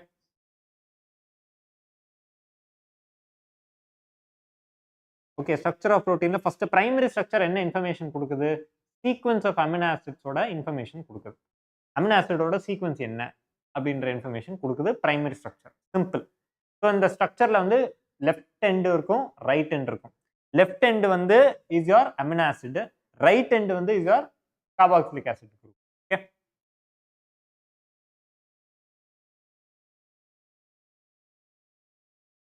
so the first amino acid is the N terminal. Okay, N terminal சொன்னா அந்த last one is the C terminal. N terminal first amino acid. Amino acid எல்லாம் join ஆயிருக்கு, கடைசியா ஒரு amino acid இருக்கு, அதுதான் வந்து உங்களோட C terminal. N terminal and C terminal, all these amino acids are join together by peptide bonds. அந்த peptide bond எப்படி ஃபார்ம் ஆகுன்றதையும் நம்ம பார்த்தோம். OH H ரெண்டு ரிமூவ் ஆயிருச்சு, H2O வெளியே போயிருச்சு. இப்போ அந்த சி கார்பாக்சிலிக் ஆசிடோட சியும் அமினோ குரூப்போட என்னும் ஒரு பாண்ட். இப்போ வந்து செகண்டரி ஸ்ட்ரக்சர் என்ன இன்ஃபர்மேஷன் நம்மளுக்கு கொடுக்குது? அந்த சீக்வன்ஸ் ஆஃப் அமினோ ஆசிட் இருக்கு. அந்த சீக்வன்ஸ் ஆஃப் அமினோ ஆசிட், ஒரு சீக்வன்ஸ் ஆஃப் அமினோ ஆசிட் வந்து how is it being folded or is it coiling, அந்த இன்ஃபர்மேஷன் கொடுக்குது. ஸோ காயிலிங்ல ஆல்ஃபா ஹீலிக்ஸ் இருக்கு. ஸோ ஆல்ஃபா ஹீலிக்ஸ் ஸ்ட்ரக்சர்ல அந்த ஒரு பர்டிகுலர் சீக்வன்ஸ் இருக்கு இல்லையா, அந்த சீக்வன்ஸ் வந்து இந்த மாதிரி இருக்கு, coiled upon each other. Okay, so spiraling or coiling. So these coils of the alpha helix are joined together by hydrogen bonds. So like இந்த மாதிரி. ஓகே, அடுத்து வந்து beta. So each turn of the alpha ஹீலிக்ஸ்ல 3.6 amino acids இருக்கு. இந்த இன்ஃபர்மேஷனை பத்தி நம்ம ஏற்கனவே ஸ்ட்ரக்சர் ஆஃப் டிஎன்ஏ நம்ம படிச்சிருக்கோம். அடுத்து வந்து beta pleated sheet. Beta pleated ஷீட்ல எப்படி இருக்கும், அந்த ஒரு sequence of amino acid coil பண்றதுக்கு பதிலா ஷீட் மாதிரி இருக்கு. பீட்டா ப்ளீட்டட் ஷீட் இந்த மாதிரி இருக்கு. ஓகே, ஸோ இந்த ஷீட்ஸ் வந்து பேரலா இருக்கும் இல்ல ஆன்டி பேரலா இருக்கலாம். Okay, both parallel and anti பேரலா இருக்கலாம். இங்கேயும் they are interconnected by hydrogen bonds. Okay, third tertiary structure நம்மளுக்கு என்ன இன்ஃபர்மேஷன் கொடுக்குது, பெண்டிங் அண்ட் ஃபாயிலிங். இப்போ வந்து ஆல்ஃபா ஹீலிக்ஸ் இருக்கு, பீட்டா ப்ளீட்டட் ஷீட் இருக்கு. ஸோ இந்த ஸ்ட்ரக்சர்ஸோட காயிலிங் ஆர் பெண்டிங். ஓகே, இந்த ஸ்ட்ரக்சர்ஸே இப்போ இந்த ஆல்ஃபா இதுவே வந்து பெண்ட் ஆகி இந்த மாதிரி ஒரு ஃபார்ம் மாதிரி பெண்ட் ஆகி போகுது இல்லையா, டெர்ஷியரி ஸ்ட்ரக்சர். ஸோ அதுதான் வந்து tertiary structure, bending and coiling of the alpha helix or the beta pleated sheet. Okay, அந்த இன்ஃபர்மேஷனை பத்தி சொல்லுது. ஸோ இந்த alpha helix or beta pleated sheet வந்து காயில் ஆகும் போதோ இல்ல ஃபோல்ட் ஆகும் போதோ it will form structures like rods, spheres or fibres. Haemoglobin structure or myoglobin structure பார்த்தீங்கன்னா மயோகுளோபின் ஸ்ட்ரக்சர் எப்படி இருக்கும் தான் இந்த மாதிரி it be coiled upon each other. அந்த மயோகுளோபின் ஸ்ட்ரக்சர்ல ஒரு ஹீம் யூனிட் இருக்கும். So in the tertiary structure is maintained and stabilized by weak covalent bonds. Yeah. So weak non-covalent weak bonds. Non-covalent weak bonds na enadhu? For example, on ionic bonds, hydrophobic bonds, disulfide, van der Waals attraction. இதெல்லாம் வந்து weak non-covalent bonds. So இதனால வந்து stabilize ஆகப்படுது tertiary structure. So they can be they can easily be broken. Okay. Common example வந்து myoglobin. So high temperature or radiation அப்போ pH changes அப்போ என்ன ஆகும், these can be easily disrupted. Structure can be easily disrupted. Tertiary structure can be easily disrupted. Okay. Common example வந்து myoglobin. அடுத்து வந்து quaternary structure. Quaternary structure என்ன information கொடுக்குது, the spatial arrangement. Multiple polypeptides இருக்கு, multiple polypeptide chains இருக்கு. Okay, இப்போ நம்ம வந்து ஒரு சிங்கிள் பாலிபெப்டைட் செயினோட காயிலிங், ஃபோல்டிங், பெண்டிங் அதெல்லாம் பத்தி பார்த்தோம். இப்போ வந்து மல்டிபிள் பாலிபெப்டைட் செயின்ஸ் வந்து ஒருத்தருக்கு ஒருத்தர் எப்படி இன்ட்ராக்ட் ஆகுது, ஸ்பேஷியல் அரேஞ்ச்மெண்ட் எப்படி இருக்கு, அதுதான் வந்து குவாட்டர்னரி அரேஞ்ச்மெண்ட். ஓகே, அடுத்து வந்து லிப்பிட்ஸ்குள்ள போவோம். Lipid constitutions, constituent of lipids. What are they made up of? இப்போ ப்ரோட்டீன்னா it made up of amino acids. அந்த மாதிரி lipids what are they made up of? Fatty acids. Okay, so fatty acid made up of multiple fatty acids. Fatty acids le வந்து you have saturated and unsaturated. Unsaturated la triple or double bonds இருக்கும். Saturated basically it can be broken down, the bonds can be broken down இல்லையா. இதே saturated la பாத்தீங்கன்னா it is made up of single bond. Okay, the bonds cannot be broken. Okay, so அடுத்து வந்து ஆல்கஹாலோட structure தெரியும்ல, OH group, ethanol. Most lipids are triglycerides. Okay, triglycerides na enadhu? Glycerol structure எப்படி இருக்கும், 3 carbon இருக்கு, 3த்துட்டேயுமே வந்து ஒரு OH group attach ஆயிருக்கு. This is a triglyceride. Okay, most of the lipids are triglycerides. They are made up of alcohol glycerol. ஒரு alcohol group இல்லையா. Okay, lipids classification பார்ப்போம். You have simple and compound lipids. இப்போ ஒரு lipid வந்து is made up of only fatty acids அப்படின்னா it is simple lipids. Compound லிப்பிட்ஸ்லேயே வந்து if it is made up of something other something apart from the fatty acids.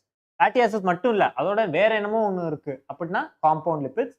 ஒரு ஸ்ட்ரக்சர்ல ஒரு சில லிப்பிட்ஸ்ல fatty acids மட்டும்தான் இருக்கு அப்படின்னா it is simple lipids. Okay, simple lipids are true fats, அதில் வந்து பார்த்தீங்கன்னா வெறும் ஆல்கஹால் அண்ட் ஃபேட்டி ஆசிட்ஸ் மட்டும்தான் இருக்கும்.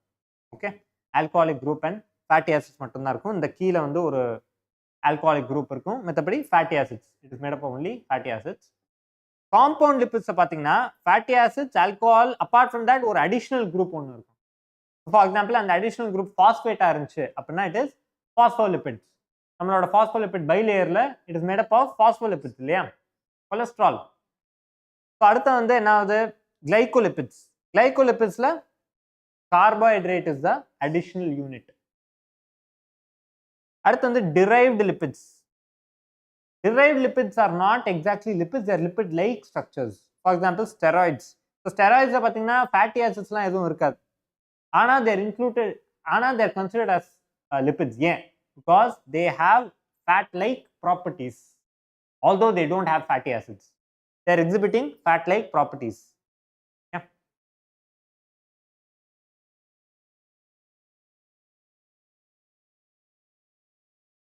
கொலஸ்ட்ராலோட ஃபங்க்ஷன் என்னது மெம்பரேன்ல? அது என்ன பண்ணும், திக்காக்குமா தின்னாக்குமா மெம்பரேன்?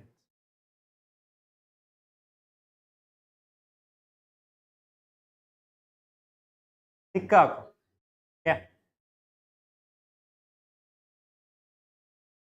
ஓகே, அடுத்து நியூக்ளிக் ஆசிட். நியூக்ளிக் ஆசிட்ஸை பற்றி ஏற்கனவே நம்ம இப்போ தான் பார்த்தோம், டிஸ்கஸ் பண்ணி. நியூக்ளிக் ஆசிட் ஸ்ட்ரக்சர் எப்படி இருக்குன்னா phosphodiester bond, glycosidic linkage and then hydrogen bonds.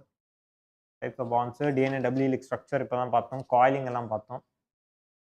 Okay, இப்போ அடுத்து வந்து dynamic state of constant metabolism.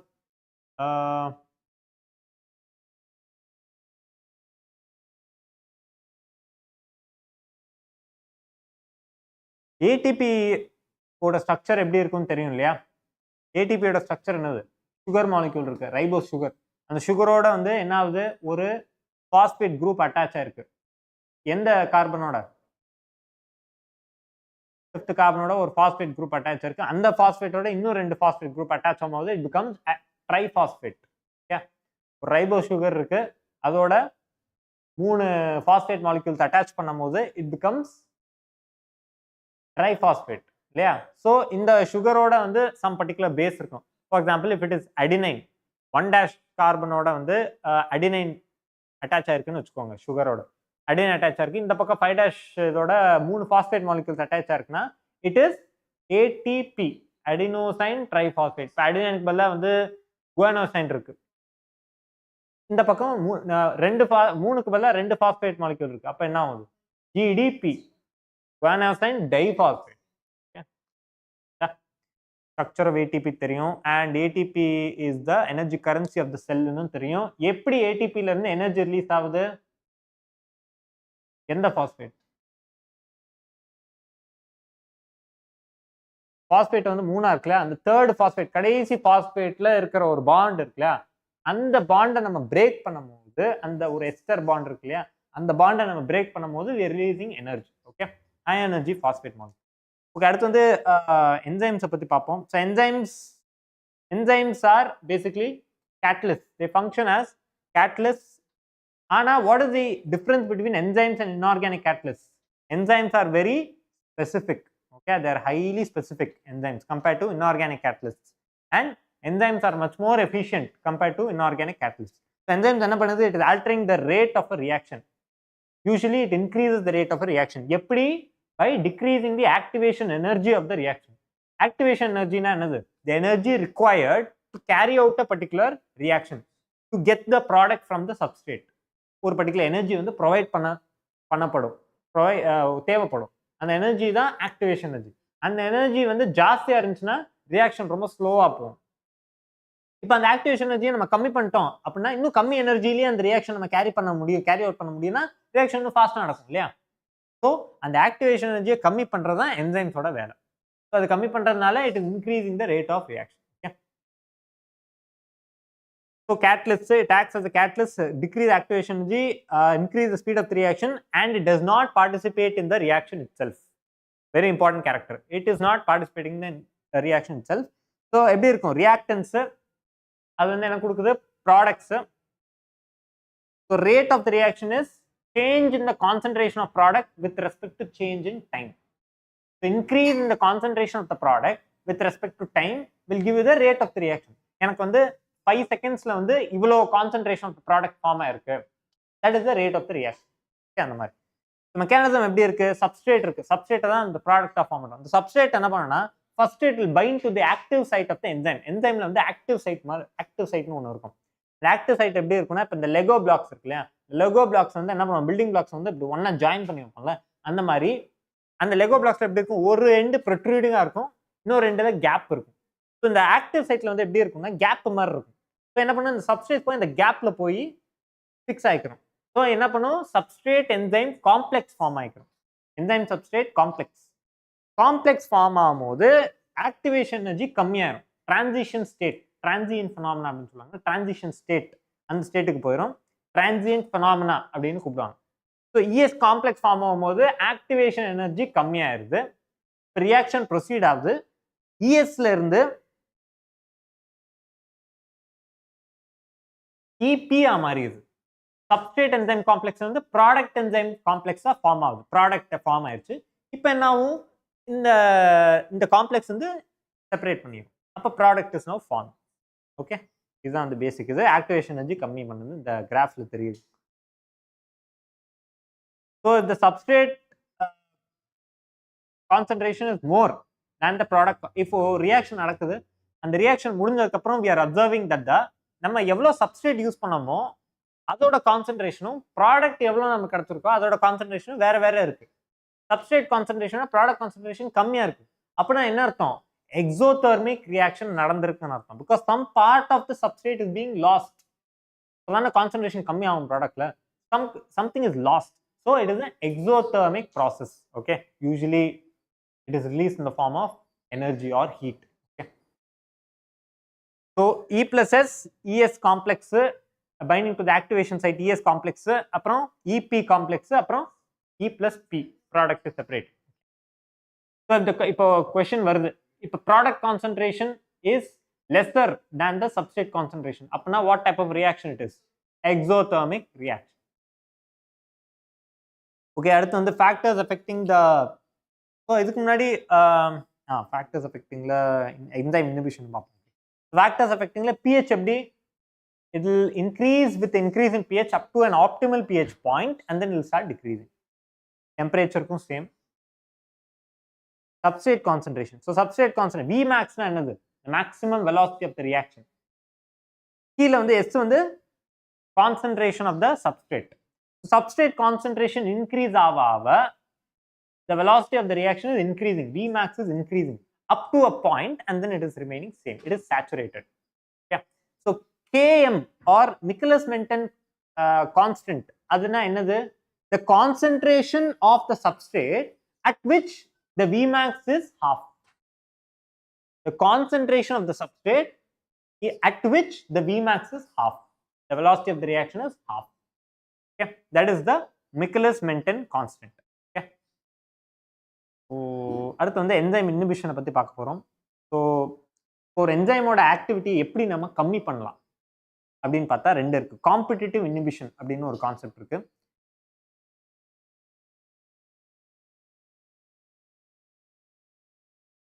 இந்த இடத்துல வந்து நம்ம ஒரு இன்ஹிபிட்டரை வந்து இன்ட்ரடியூஸ் பண்றோம். ஒரு இன்ஹிபிட்டர் இருக்கு, அந்த இன்ஹிபிட்டர் வந்து எப்படி அந்த என்சைமோட ஆக்டிவிட்டியை கம்மி பண்ணுதுன்னா, அந்த இன்ஹிபிட்டரோட ஸ்ட்ரக்சர் இருக்கு இல்லையா, that structure will resemble the structure of the substrate. So substrate ஓட resemble ஆகும் அந்த இன்ஹிபிட்டர் ஸ்ட்ரக்சர்ல. ஸோ என்ன ஆகும், இந்த சப்ஸ்ட்ரேட் போய் என்சைமோட அட்டாச் பண்ணிக்கிறதுக்கு பதிலா இந்த இன்ஹிபிட்டர் போய் என்சைமோட அட்டாச் ஆகும். ஸோ இன்ஹிபிட்டர் போய் என்சைமோட ஆக்டிவ் சைட்டோட போய் அட்டாச் ஆகிக்கிறச்சுன்னா substrate cannot bind. Substrate cannot bind இல்லையா. ஸோ என்ன ஆகும், enzyme efficiency goes down. That is known as competitive inhibitor, competitive inhibition. Okay, இதுக்கு எக்ஸாம்பிள் வந்து succinate dehydrogenase enzyme activity is inhibited by the malonic acid by competing with succinic acid. So succinate dehydrogenase enzymeல வந்து ஒரு active site இருக்கும் இல்லையா, normally என்ன நடக்கணும், succinic acid வந்து போய் இந்த என்சைமோட போய் பைண்ட் ஆகிக்கணும், ஆக்டிவேஷன் எனர்ஜி கம்மியாகும், காம்ப்ளெக்ஸ் ஃபார்மேஷன் நடக்கும். ஆனா இந்த மாலினிக் ஆசிட் என்ன பண்ணும், இந்த சுக்கினிக் ஆசிடுக்கு பதிலா இந்த மாலினிக் ஆசிட் போய் இந்த என்சைமோட போய் பைண்ட் ஆயிக்கிறோம். பைண்ட் ஆகிக்கிட்டா என்ன ஆகும், சுக்கினிக் ஆசிட்னால காம்ப்ளெக்ஸ் ஃபார்ம் பண்ண முடியாது. அப்ப என்ன ஆகும், enzyme efficiency goes down. Okay, so Vmax என்ன ஆகும், effect on the Vmax. So normally Vmax வந்து இந்த மாதிரி இருந்துச்சுன்னா Vmax will go down. Okay, competitive இன்ஹிபிட்டர்ல விமேக்ஸ் வில் கோ டவுன். ஆனா it will ultimately reach the same point. Okay, this and this will ultimately reach the same point. இப்ப நான் competitive inhibitor, நான் competitive இன்ஹிபிட்டர்ல என்ன ஆகும்னா,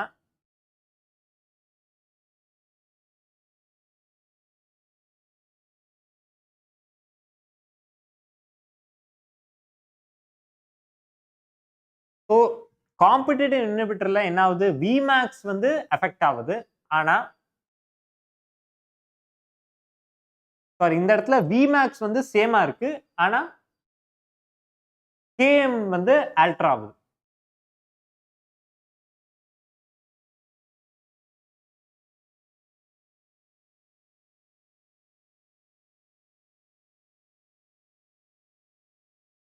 ஸோ இந்த இடத்துல இதுதான் வந்து நார்மலா நடக்குது அப்படின்னா, இந்த இடத்துல காம்படிட்டிவ் இன்ஹிபிட்டர் என்ன பண்ணுது, இந்த மாதிரி பண்ணும். கடைசியில் விமேக்ஸ் வந்து ஒரே மாதிரி தான் இருக்கு, ஆனா கேஎம் வந்து எஃபெக்ட் ஆகும். ஓகே, இதுக்கு வந்து கேஎம் வந்து இந்த இடத்துல இருக்கு, இதுக்கு கேஎம் வந்து இந்த இடத்துல இருக்கு. ஓகே, கேஎம் வந்து எஃபெக்ட் ஆகும். இது வந்து காம்படிட்டிவ் இன்ஹிபிஷன். நான் காம்படிட்டிவ் இன்ஹிபிஷன்ல என்ன ஆகும்னா, விமேக்ஸ் வந்து ஆல்டர் ஆகும், ஆனா கேஎம் வந்து சேமா தான் இருக்கும். இந்த மாதிரி இந்த இடத்துல விமேக்ஸ் வந்து ஒரே மாதிரி தான் இருக்கும், சாரி கேஎம் வந்து ஒரே மாதிரி தான் இருக்கும், ஆனா விமேக்ஸ் வந்து கம்மியாகும். இதுதான் வந்து நான் காம்படிட்டிவ் இன்ஹிபிஷன். நான் காம்படிட்டிவ் இன்ஹிபிஷன்ல என்ன ஆகும்னா, இந்த இன்ஹிபிட்டர் வந்து போய் அந்த என்சைமோட ஒரு ஃபங்க்ஷனல் குரூப் இருக்கும் இல்லையா, அதோட போய் இதர் அட்டாச் ஆகிக்கிறோம், இல்லை அதை டெஸ்ட்ராய் பண்ணிடும். ஸோ அதை டெஸ்ட்ராய் பண்ணும்போது விமேக்ஸ் கம்மியாயிரும், ஆனால் KM remains the same. Okay,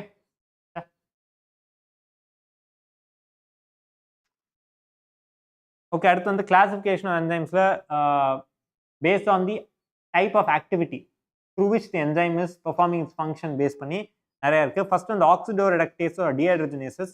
இந்த என்சைம் என்ன பண்ணும், they catalyze oxidation reactions. So based on the type of reaction that particular enzyme catalyzes, it is divided into oxidoreductases.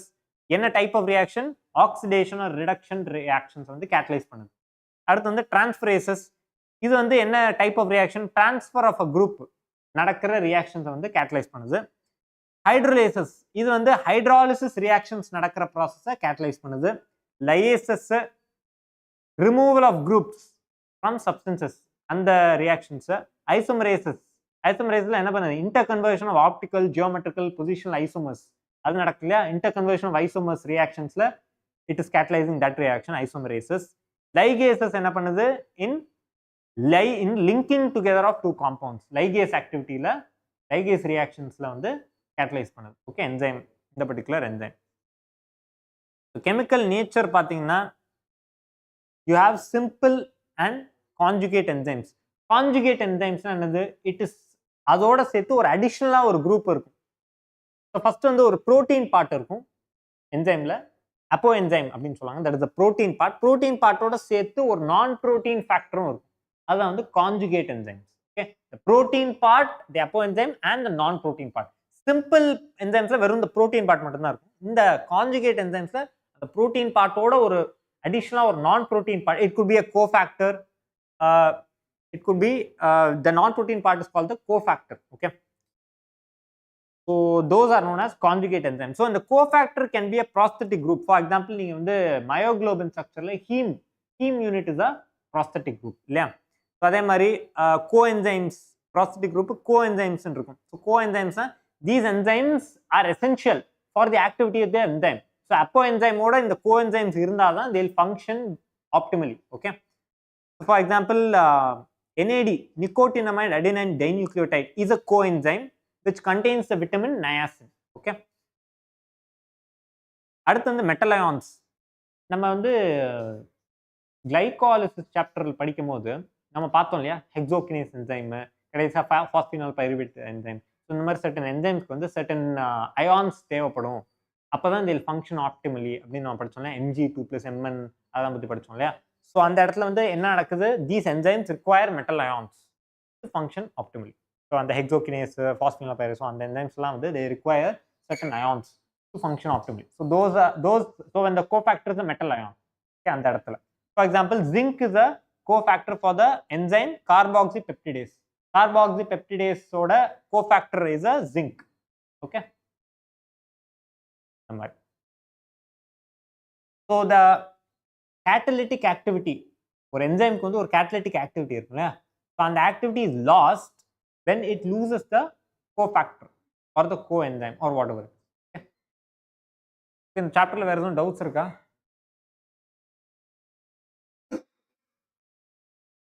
ஆன்லைன்ல ரொம்ப ஈஸி சாப்டர் ஆக்சுவலி. இது ரொம்ப ஈஸி. வெறும் basic structure of carbs, lipids and protein எல்லாமே தெரிஞ்சிருக்கணும். Structure of protein வந்து தரோவா படிங்க. That is very important. Primary, secondary, tertiary, quaternary, what information does it give? அதெல்லாம் ரொம்ப முக்கியம். சாப்டர்ல எதுவும் டவுட் இருக்கா ஆன்லைன்ல?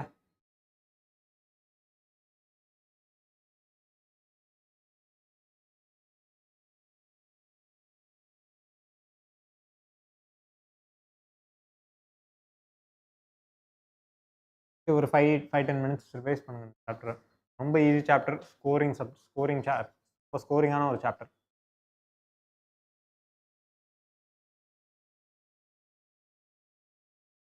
மாலிகுலர் பேசிஸ் ஆஃப் இன்ஹெரிட்டன்ஸ் கொஞ்சம் கன்ஃபியூசிங்கா இருக்கலாம். But has very high weightage. So தரோவா படிச்சு தான் ஆகணும். அது மற்ற சாப்டர் மாதிரி இல்லை. அது வந்து கொஞ்சம் புரிஞ்சு படிக்கும்.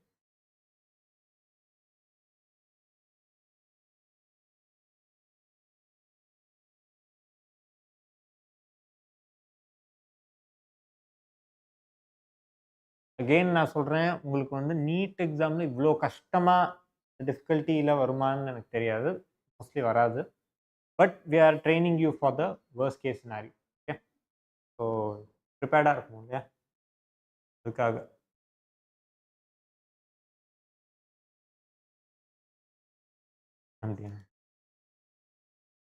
Ideally 45 minutes ideally for both botany not more then அந்த மாதிரி பார்த்து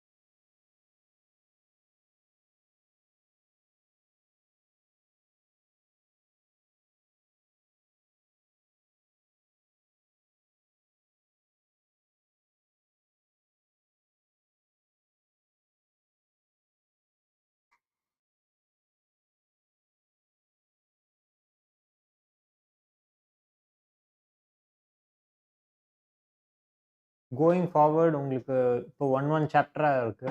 பட் கோயிங் ஃபார்வர்ட் உங்களுக்கு சாப்டர்ஸ் இன்கிரீஸ் ஆக ஆரம்பிச்சுரும். 2 சாப்டர்ஸ், 3 சாப்டர்ஸ். இன்னும் 2 வீக்ஸ்ல பார்த்தீங்கன்னா, உங்களுக்கு 5 சாப்டர்ஸ், 6 சாப்டர்ஸ் பெர் இது அந்த மாரி ஆயிரும். So be prepared. ரொம்ப ஈஸியா போயிட்டு இருக்கு ஆக்சுவலி ஒரு சாப்டரா.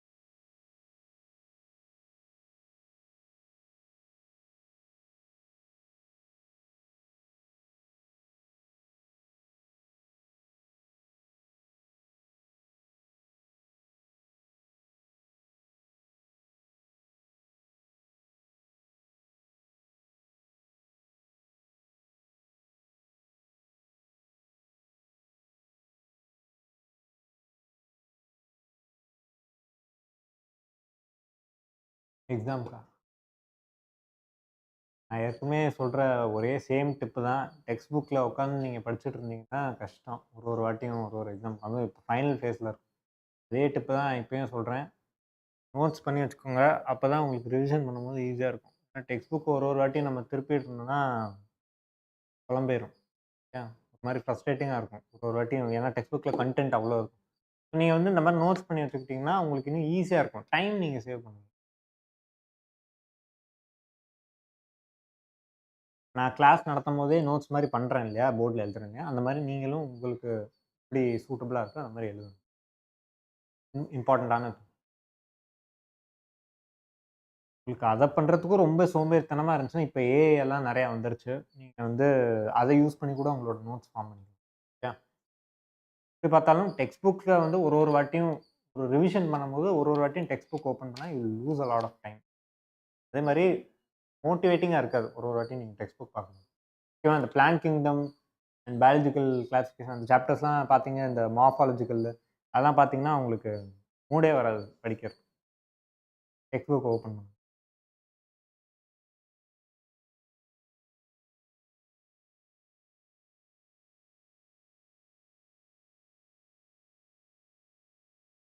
டயகிராம்ஸ ரெஃபர் பண்ணும்போது மட்டும் டெக்ஸ்ட் புக்க பக்கத்துல வச்சுட்டு, மிச்சபடி படிக்கிறது பாயிண்ட்ஸ் எல்லாத்தையுமே வந்து உங்க நோட்ஸ்ல வந்து அத பண்றதுக்கும் ரொம்ப இதா இருந்துச்சுன்னா, ஏஐ கூட யூஸ் பண்ணி you can make your own notes.